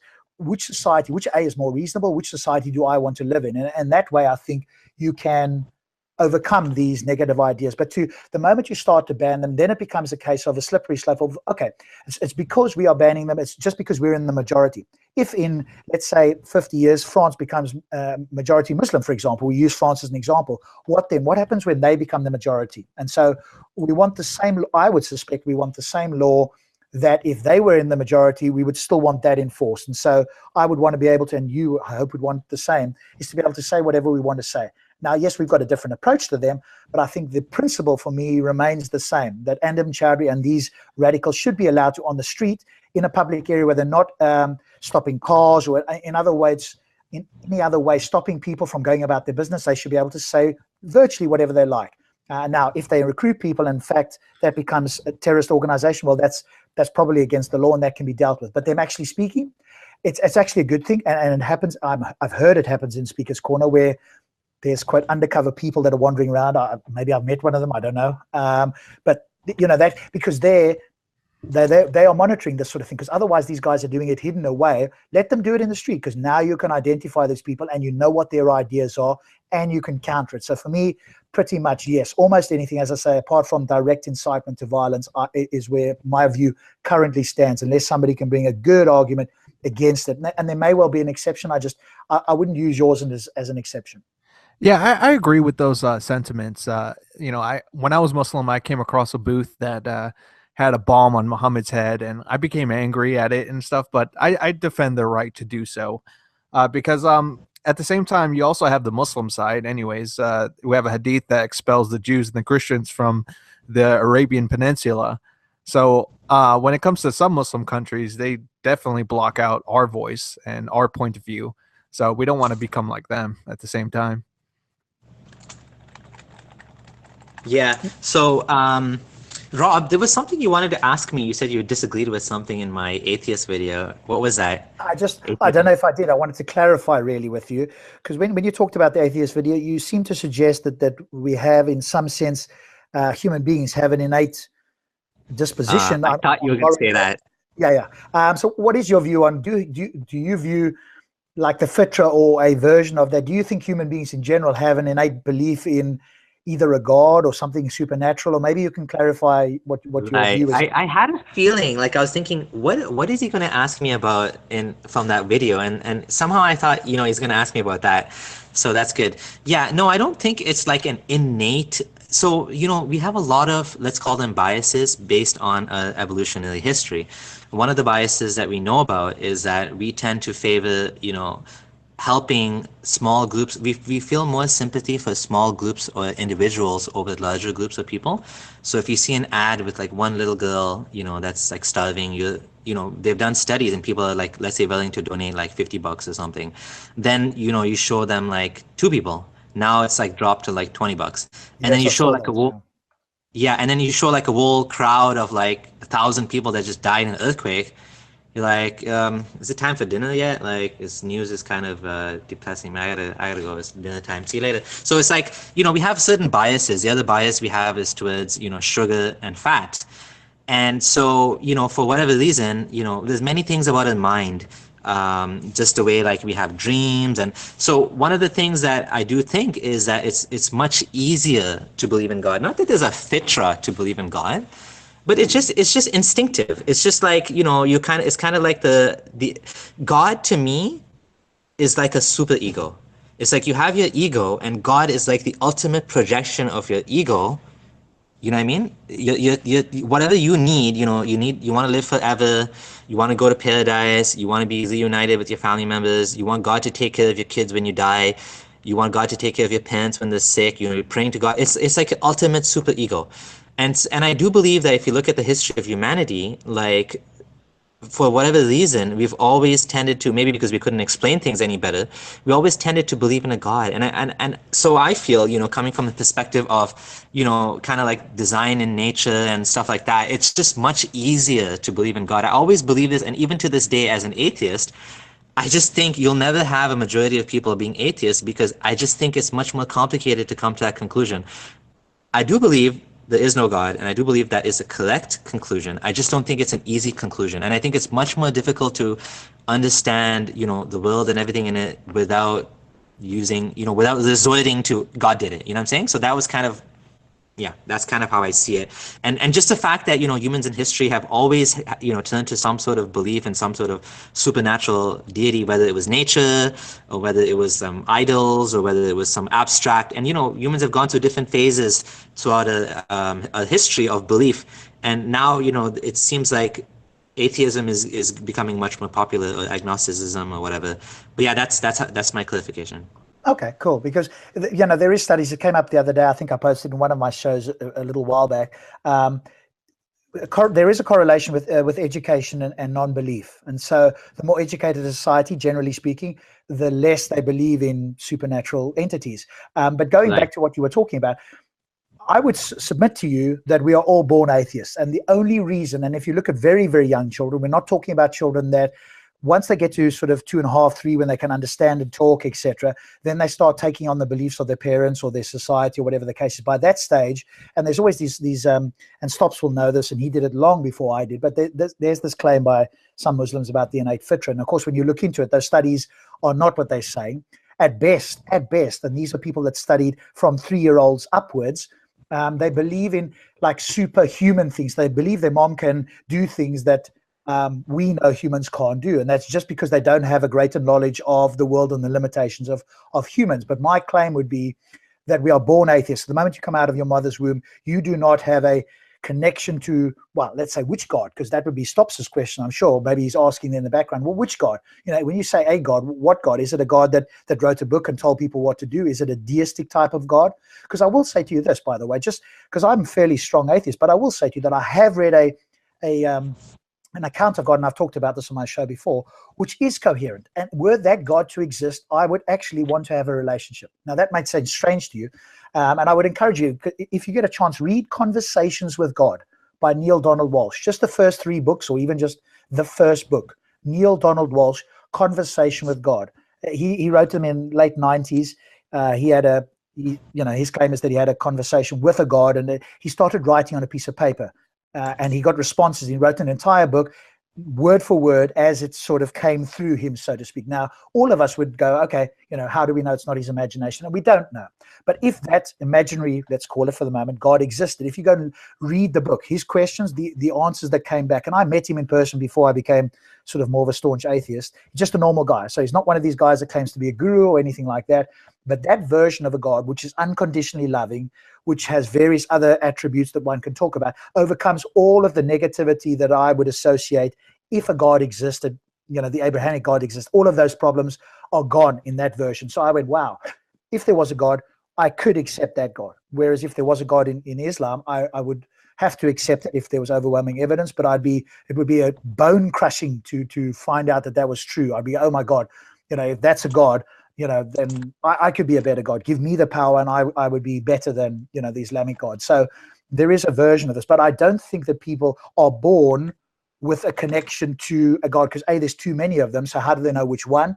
And it's only through indoctrination or socialization that they actually start to believe it. And as we've said, and again, it's easy to look up, the more educated a society, the less reliant they are on supernatural or superhuman things. So for me, I don't see it that's in the natural state. And all we need to falsify this is to find a group of people that are untouched externally to the wider world who have atheistic beliefs. And what do you know? The pariah people of Amazon are exactly like that. They are essentially atheists. They were not interacted with the outside world. They had a priest went there to try and convert them. And they asked similar questions to us, although not maybe as technical. And they asked him, why did he believe, etc. And it turned out he became an atheist after having met this tribe. And the entire tribe only believes in what's around them. He says it's amazing people. They have a wonderful life. This is a very primitive tribe, but they have no supernatural belief whatsoever. And it wasn't that they lost it because people came in and told them. That's the way they evolved, if you want to call it that. So that's all we need, from my point of view, to put that view to one side. Yeah, that's an interesting observation. And Pull-Ups mentioned in the ask him about a tribe in Brazil that will change your mind, the Piraha tribe. He said to ask you about it. That's the one. That's the one. Exactly the one. Yeah. Because this brings us to the question: why do we actually have religions? Why do we still have gods? And this is quite an amazing thing, because the one thing is, on the one hand, we have this thing, this it's the comfort. Because if you do not know what is happening to you, if you are sick, if you have cancer and you wonder, why me? Why am I getting this? Maybe it will go away. So you start thinking crazy things, and you start getting comfort and hope from something that does not exist. It's like if you're in a car and you are drowning in a river or something, you hope that Superman or Batman are going to come around, open up the car and rescue you, because you are going to extremes at that moment in time because you are desperate. And this is why if you are lazy or desperate, this is when you turn to gods, because on the one hand, gods are an excuse to stop thinking. And then on the other hand, you start praying to things which you don't know, thinking that it's going to, maybe I'm going to win the lottery. Maybe it's something is going to happen that will improve my situation. And that is why we still have these religions. That's why we have these gods. It's just that, you know, if you look at all the claims that Muslims are making, if you look at all the things that they are saying about Barrett and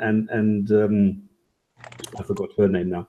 Petrovich. And they go and they claim that they have done all this research. No, Petrovich, they don't do that. There is no research that has ever shown that children require gods. Never, ever, ever. It's just that it's wishful thinking. But we have the gods because it's much easier to stop thinking. It's much easier to say, oh, well, God is going to make me, you know, give me a new car or something like this.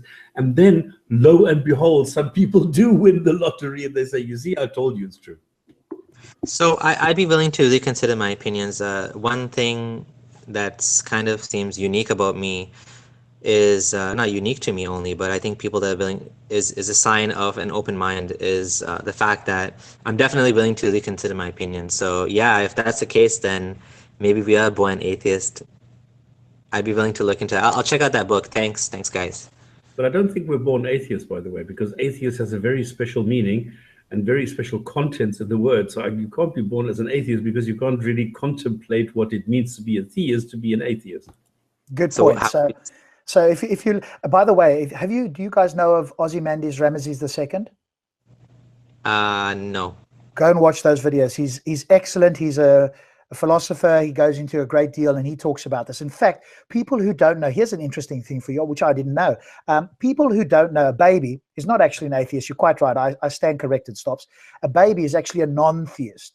So a non-theist is somebody that has no understanding of what a God concept is. Whereas an atheist has a concept that has been sent to them, or they've got sensory input that says, hey, here's the characteristics of a God, and we've evaluated that and gone, no, we don't believe that. We reject it. We don't know for certain. So we are not agnostic. In other words, we don't say, well, most atheists don't say, hey, I know for certain, like maybe Aaron Ross, close to being, you know, the very strong atheist, as you call it. He says, no, definitely doesn't exist, and I can show that. Now, I'm not quite in that position. I don't know for certain, but I believe that a God does not exist, and I reject the theist claim. So for me, I'm what some people might call a soft atheist, or if I give you the full title, agnostic atheist, but that's a whole different discussion. But you're right. So people who have never heard of the God's concept are non-theists, and those of us that have and have rejected that belief claim that's been given to us is an atheist. So you're right. Babies would be a non-theist rather than an atheist. But look up Ozymandias Ramesses II. He's got a lot of good stuff. Can you? Yeah, I'll have to get that link from you. And it sounds better to say baby's a non-theist. I think that makes more sense than saying atheist. Saying the atheist sounds kind of funny to me. Yeah, okay. Quite right. So yeah, I would say that those people are non-theists. But let's put it this way, that I don't think anybody's born with a belief in, let's say at the minimum, the Abrahamic gods. There may be a version of God. Absolutely. Yeah. No, I wouldn't even begin to claim that. We don't know all the different gods. There may actually be one out there of them, you know, hundreds or thousands that there are, that is in fact true. Maybe it's the conversation with God. Maybe it's something else. But I'm pretty sure, or I have a high level of certainty in my belief rather than I know, that we aren't born with a belief in the Abrahamic gods, be it Christianity, Judaism, or Islam. And so from that point of view, I think we could say with a fair amount of certainty that we are non-theists when we're born. And right. Yeah, but you're right. It's because we don't. If we were educated from the moment we were in the womb and we came out with some education of the natural world, I think then it would be unlikely that we would be looking to some kind of superhuman, supernatural entity, because we'd have more of an understanding how thunder works, how rain forms, how the climate works, tectonic plates, whatever it is. We go, oh, we've got a natural explanation. I don't need to invoke something supernatural or superhuman to explain something that can, in fact, be explained naturally. Sort of a simple question. Hand, somebody did come. Oh, sorry, Sorry, go. I just wanted to ask real quick for you, Stops and Rob. Did the Abrahamic narration of hell ever scare you guys ever? No. You always found it funny or silly? Yes, I did, in a sense that because of the morality, because of the immorality of that, I'm more certain that the hell doesn't exist than a God doesn't exist. And so I can't say with 100% philosophical certainty, but I would go to the 99% or the Richard Dawkins scale of 6.9 recurring, that a hell doesn't exist. Because if it does, then that wouldn't be a God as I would define a God, which is, an unconditionally loving God. That's the minimum standard I require from a God that I would want to have any interaction with. He must be unconditionally loving, which immediately jettisons judgment and punishment. And so that concept for me, but I do understand how theists would have that, because that's been inculcated from a young age. And there's this cosmic justice that a lot of us think we need. I don't necessarily. If Hitler, quote, got away with it, he got away with it in that sense. But a lot of theists that I come across have this innate, it seems to be innate, it's socially constructed, I would argue, belief or need for cosmic justice in case the drug dealer gets away with it, or Stalin killed a billion people. There must be some punishment that makes me feel better. It's fine to feel better, but we don't believe that that's true. And so I would, the belief in hell is just like so far out of my mind that it couldn't possibly be the case. But again, the point that I was just trying to make, if somebody were to convince me, I would change my mind. Like if Jesus would now rise and say to me, look, I'm Jesus and here's the wine, or I don't know what he would have to do. I have no idea, because I don't know what a God is. But then if a God were to present itself, were to manifest itself, there were arguments that would show me that this is not just another human being or an alien, but actually some sort of a God. I mean, any kind of technology that is advanced to mine, I would probably consider it to be a God. I would then change my mind. I would not worship this. And how do you guys feel? Would you change your mind and would you worship, or would you also say, well, I mean, I have no choice but to accept it, but I would not worship? I was scared. I was scared out of my mind. Go ahead, Abdullah. Okay, no, you go ahead. Actually, no. I was just saying. Back when I was a Muslim and a theist, like I think that really made me stick with the religion. Just the fear of the hellfire, and that happens with Muslims across the world. Yeah, you know what? I think I was scared of. Yeah, I was definitely scared of hell too, because I believed that Islam was true and it was, it was all real, and so. To the point of like every little tiny thing, I used to second guess myself and question myself. It makes you OCD, right? Like, did I, like, let's say, for example, I walked out with an extra apple in the store, right? I'd be like, oh my God, like I have an extra apple, right?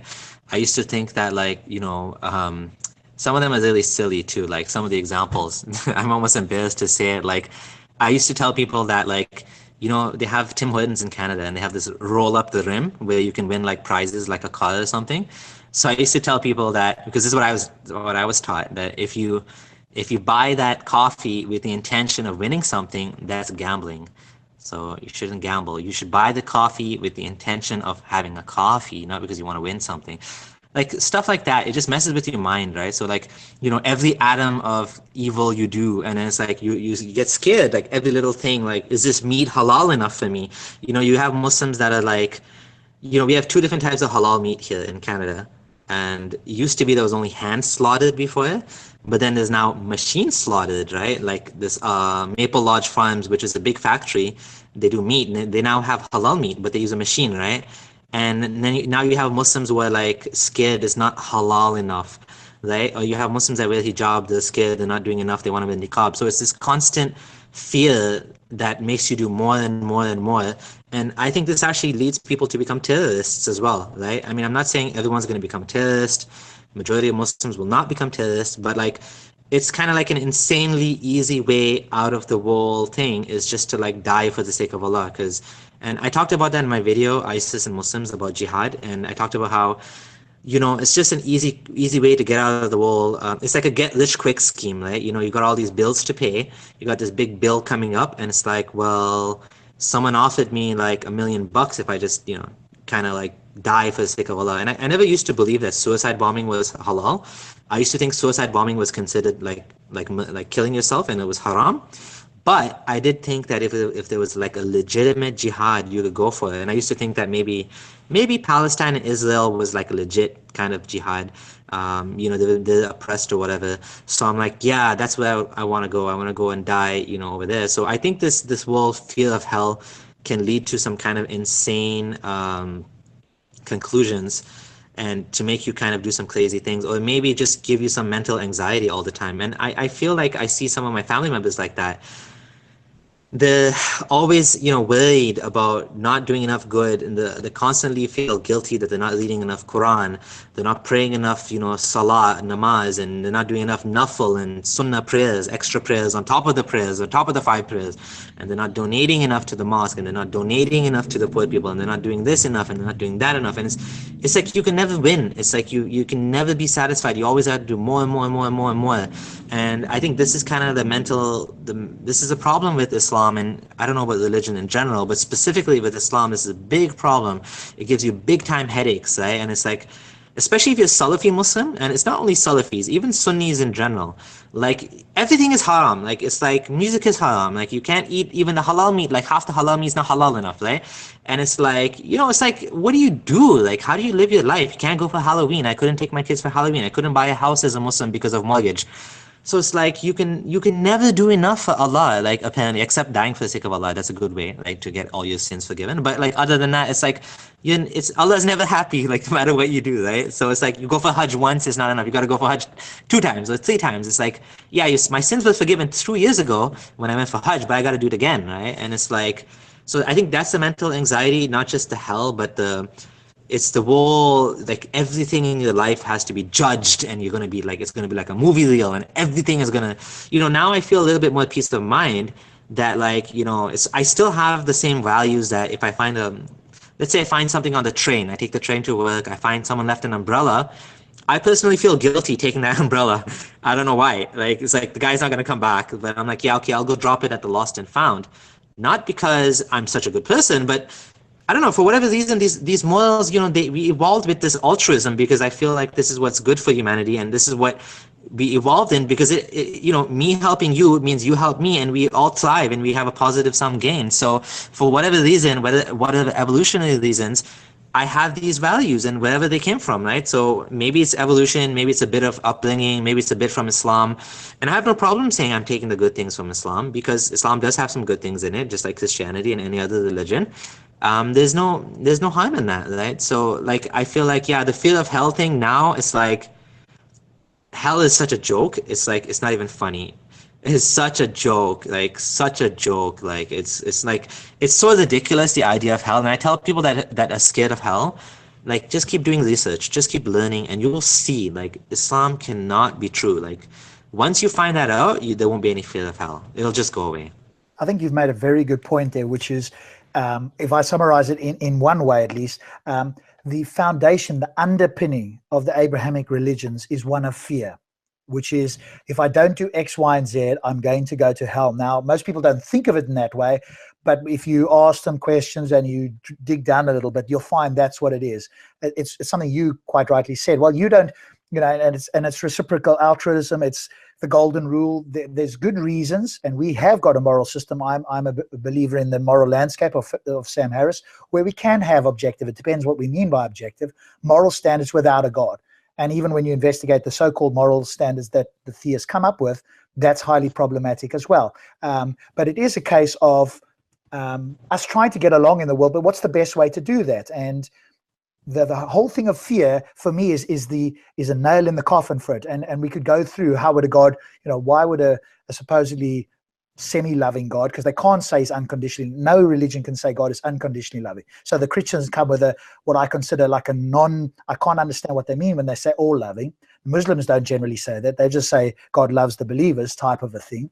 But then of course they throw in free will, which of course, if we've looked into that, that's a non-starter either. So we don't have free will in the sense most people understand. So the whole thing that it's based on is a fear-based foundation. It's not based on good. You are kind of told, you are cajoled into doing certain things out of a fear of not doing them. And that whole philosophy, that ideology is, like you say, so foreign. And I think that's a way to speak to people, is go, hey, and because they've probably never thought about it in that way. So it's a case of maybe we should do a hangout just on morality itself, compare Islam with secularism, etc., and then see, how does it stack up in reality? Because most people have not thought about it.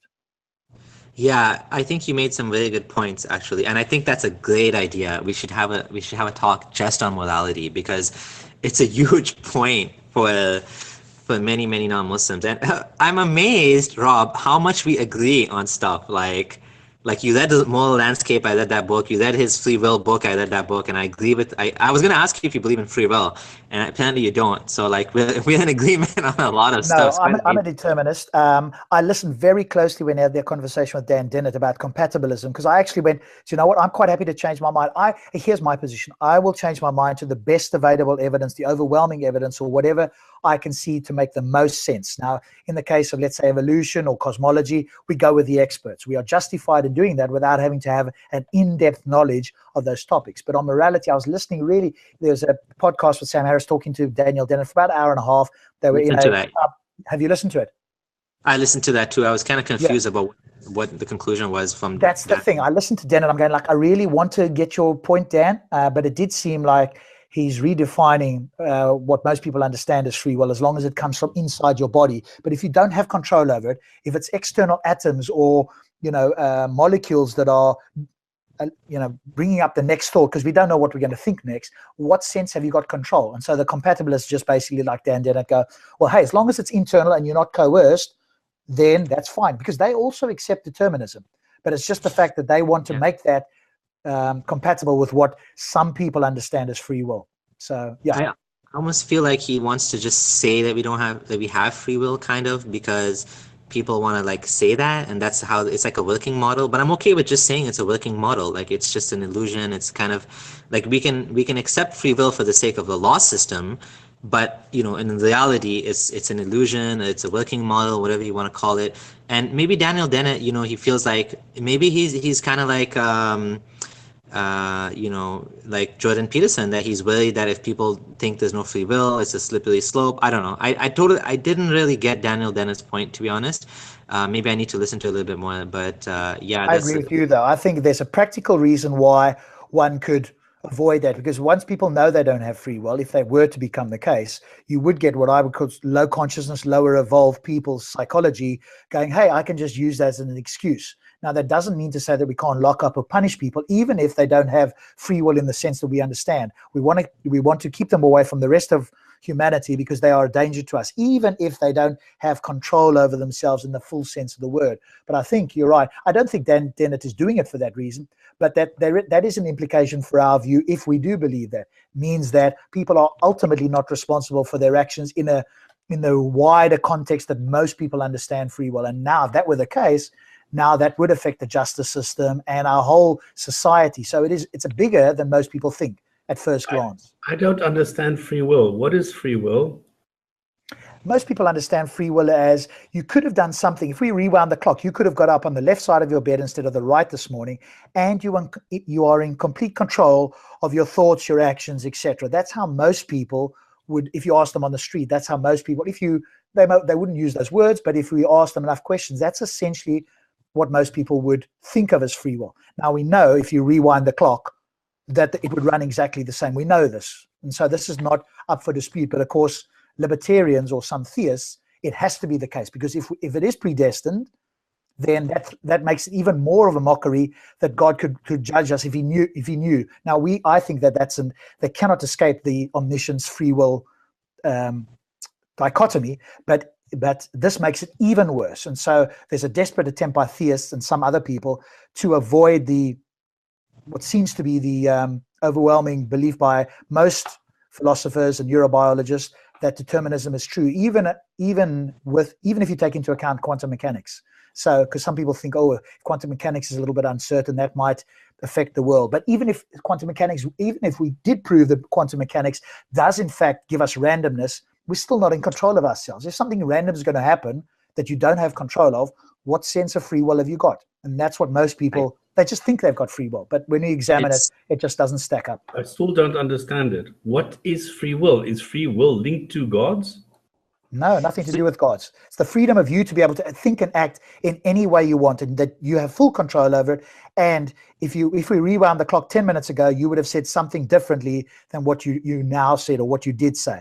And neither of those is possible. But that's what most people understand by free will. And we don't have that. No, we don't.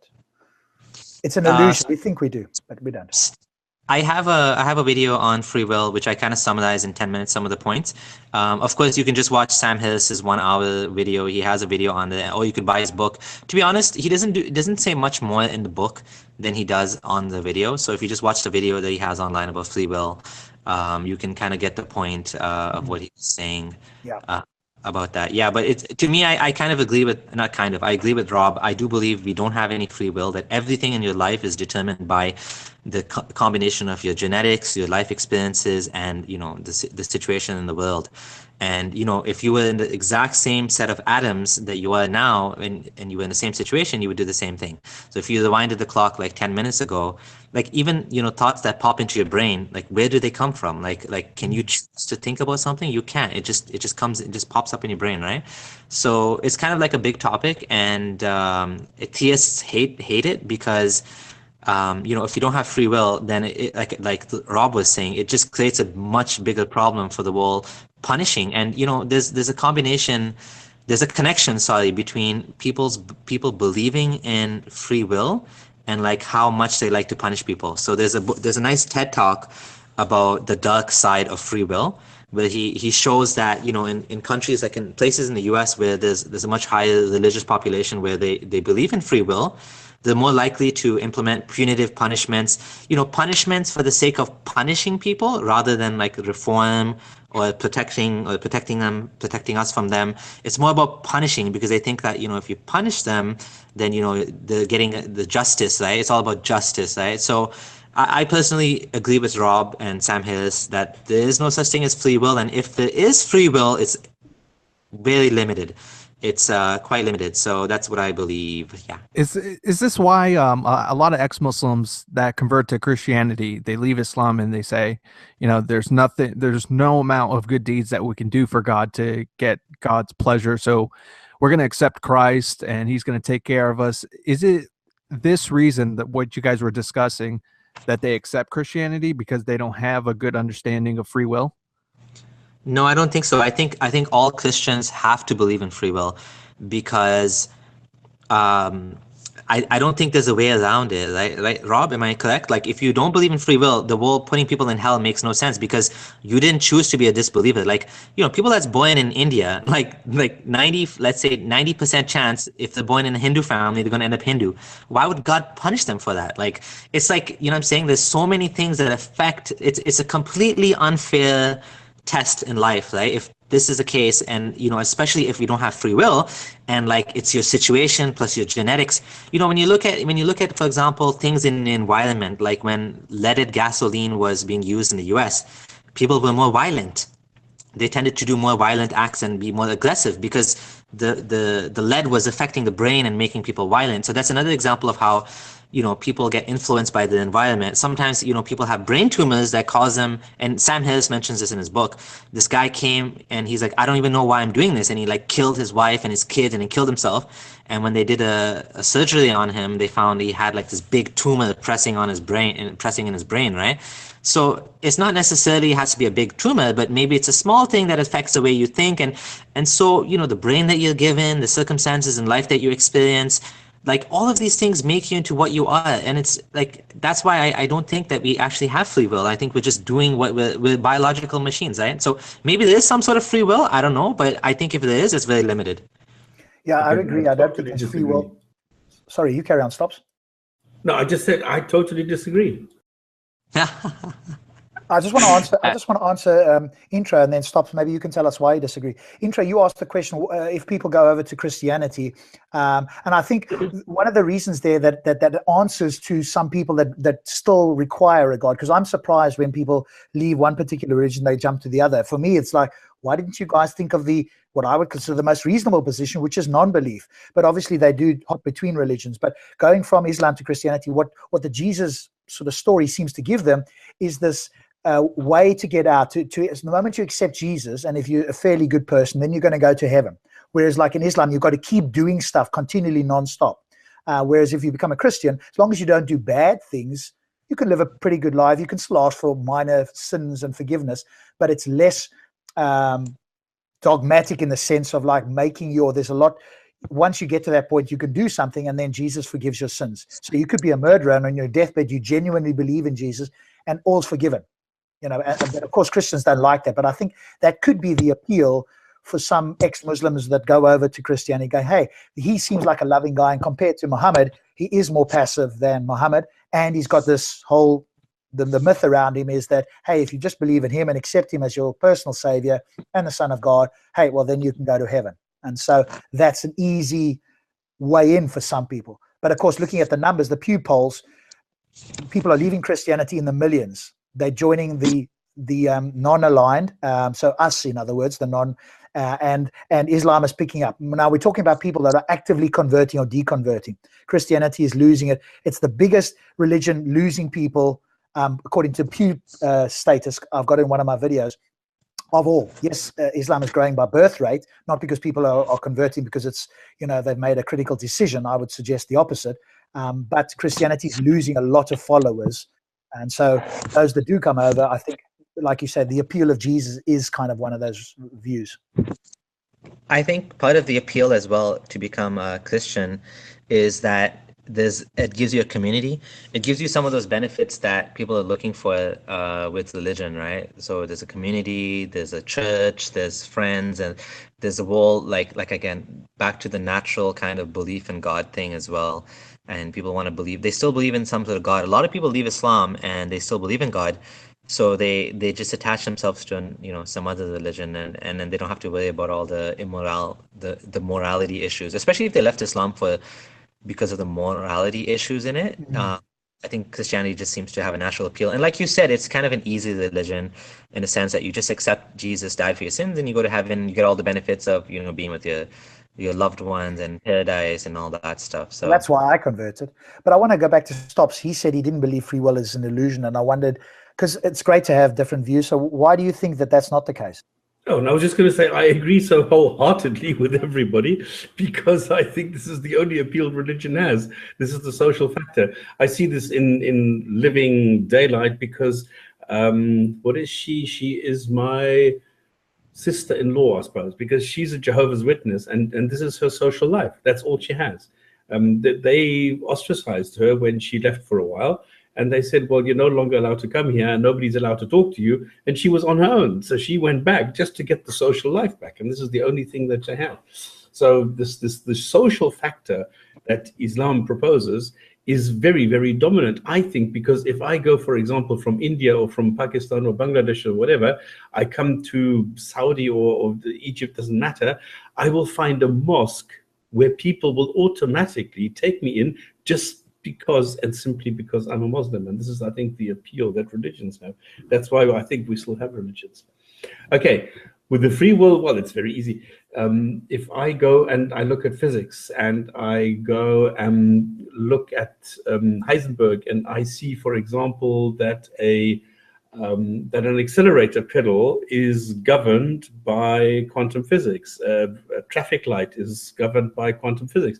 The way that it works is I will never know when exactly this light is going to change from red to green. And when it does, I'm going to accelerate. And this then determines if I'm going to have an accident another 100 kilometers down the road or not. So I think this uncertainty principle that we have governs our lives. So there will never be an exact moment the way that it is. There will never be something that you can determine precisely. So there's always this thing where you need to take decisions in your life depending on external circumstances over which you have no control, and therefore I very much have free will. Even the alarm clock is going to change its time by some milliseconds, which are going to determine whether or not I'm going to slip in the shower or not. Yeah, but you just said that you didn't have free will. So if I understand you correctly, then you agree that you don't. I said I do. Okay, but then free will for you does not mean you have complete control over your thoughts and actions. No, you I do. Saying, well, you just said you've got uncertainty, so you can't possibly have control then.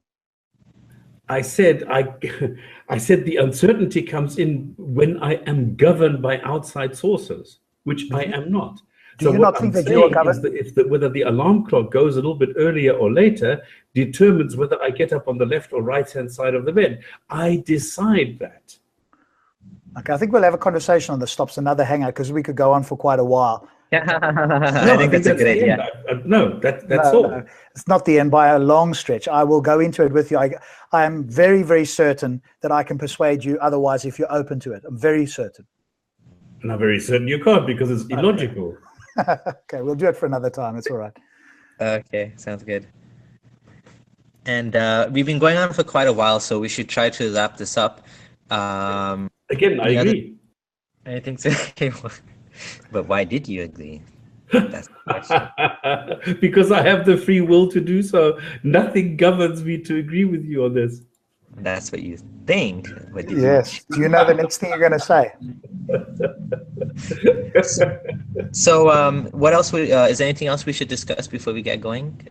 What I will say to you is, obviously, thanks so much for having us on. It's been an absolute blast, and to Introverted Smiles as well. Can you put up your channel? I'll add that to the link, and I'll tell people to come and subscribe to you as well, Introverted. So if you ever want to do a hangout, we'll do that. I think the more that we as non-believers can have this discussion amongst ourselves and connect around the world, because that's the one thing that I do notice. Whereas the believers have got this sort of, in some sense, this community, because they're all believing, so they all have that. I notice atheists don't, so we've got to try a little bit harder to have that sort of community, because we will disagree on many different things, as Stops and I often do, but we can do so politely, we can do so in an adult manner, but I do think building the community in the sense of like we're doing now is valuable, because that's the one thing that I think when I sometimes look at it, we are lacking, is like we're more like cats. So I would, and not in a derogatory way. Some theists are like sheep; they will follow. But we're like cats, so you can't hurt cats as easily. So it's like, can we sort of in some way have these sort of discussions, because I think it is valuable, particularly if we get some believers. But I will go on Speaker's Corner tomorrow, and if I can find Ali, I will ask him on camera if I'm able to, whether he wants to have a discussion rather than debate, and I'll frame it in such a way as to say, hey, you're welcome to have it. I'll moderate it if that's useful, and just the two of you on there, you have a discussion, and because he will obviously want to challenge you on whether you really were an ex-Muslim. That's his approach, which you obviously know about. So I will do that if it's possible tomorrow. But I do want to thank you for this. Like someone in his situation has too much to lose if he debates me, and which is why he actually backed out in the end. Someone actually told him. Yeah. Actually, this has been a pattern multiple times now. People they go and warn people not to debate with me. Like, it's happened multiple times. Like, even that Natmatullah guy, somebody messaged him and said he's my high school friend. I have no idea who it is, and told him, don't debate Abdullah. He actually told him that. Like, even though the guy would have been a complete, like, it would have been such a funny debate, but whatever. Like, someone told him not to debate. Someone actually messaged Ali Dawa and told him, don't debate this guy. So, you know what? It doesn't have to be Ali Dawa. It doesn't have to be someone that has like a, like a platform that they're going to become like embarrassed or look dumb or something. If they don't do so well. I think that's what he's scared of. If it could be just any Muslim that's kind of, motivated to speak about Islam, and you might, I don't know, have you had experience getting people online to talk about these things? Like, have you ever had success with that? We get a couple of people onto our show, but I've not had a one-on-one discussion with anybody. Although there's a guy called Saracen, he may be watching. He did comment earlier. He might have a conversation with you. There are probably a few people. I haven't had success yet with anybody from Speaker's Corner, because I think there you can come down and just make a lot of claims, and it's much harder to refute. Whereas if you do it online, you can look it up, and it's not so easy. Although they do occasionally do it, I can ask the question, but I haven't been that successful on one-on-ones with most Muslims in Speaker's Corner anyway. Okay. I've had a couple of encounters with Muslims, and the only result was mudslinging. Well, people are willing to discuss with me in person, but nobody wants to discuss on camera. That's the thing. They don't want to do it in public. So that's the challenge I'm having. I want to move past just me talking on my channel by myself. I'm glad I've started doing this now and having conversations with other people like you guys. But I also want to have discussions with theists, and I'm finding that, especially Muslim theists, and especially on the topic of not whether God exists, but about Islam, specifically Islam. Right? And I'm having a challenge right now finding someone to do that. So yeah, I'm not surprised. Come on, people are scared of anyone who knows something about Islam. It's been like that for ages. I've tried to get sources. I've tried to get Rashid. I've tried to get all these people. They will not talk to people who know Islam. That's it. You're going to have a tough time. Yep. So that's I'll fine. see what I can do. I'll see what I can do. Okay. See if there's Sounds anybody. good. Yeah. Alrighty. Okay, it's been an awesome conversation. I had to move my tablet because it was dying.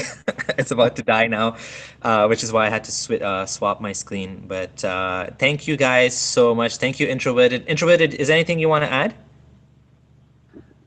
No, just for the fact that, I noticed you said Saracen. I noticed some of his talks on the Jinn and Tonic Show, and Marshall even too. I just want to give a shout out to those two.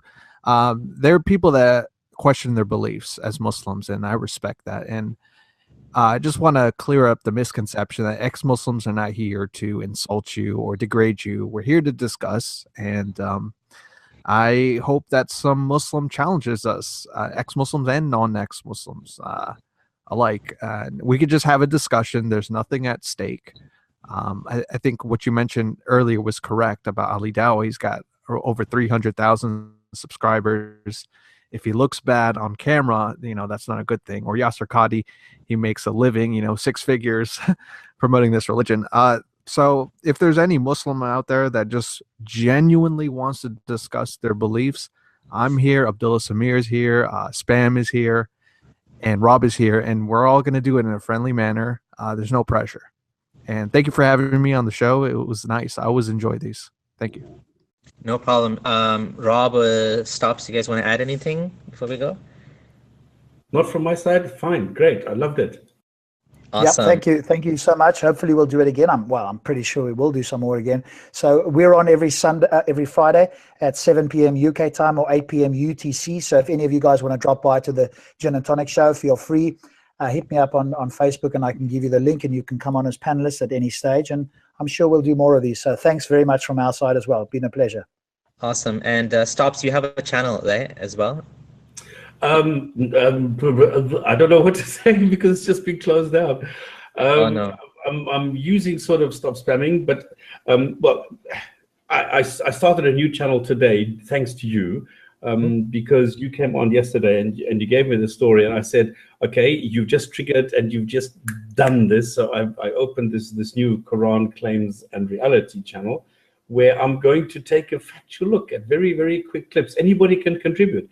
Anybody can come in. If you have a claim that you have heard of in the Quran that you've heard Muslims make, you can go refute it, look it up, do the research, put it on there. What a pleasure to have several people go and contribute and give Muslims some sort of a repository where they can look up, oh, I heard this claim. What is the opposite side saying about this? And I think this is very, very important. If somebody has a doubt, do mountains really placed on top and they do this and this? Come on, let's look at it. And this is what I'm going to do now. Sounds good. Sounds good. So I'll get that link from you and I'll post all of those in the video description. Thank you guys. It's been awesome. This was a great conversation to have. I think we covered a lot of good topics.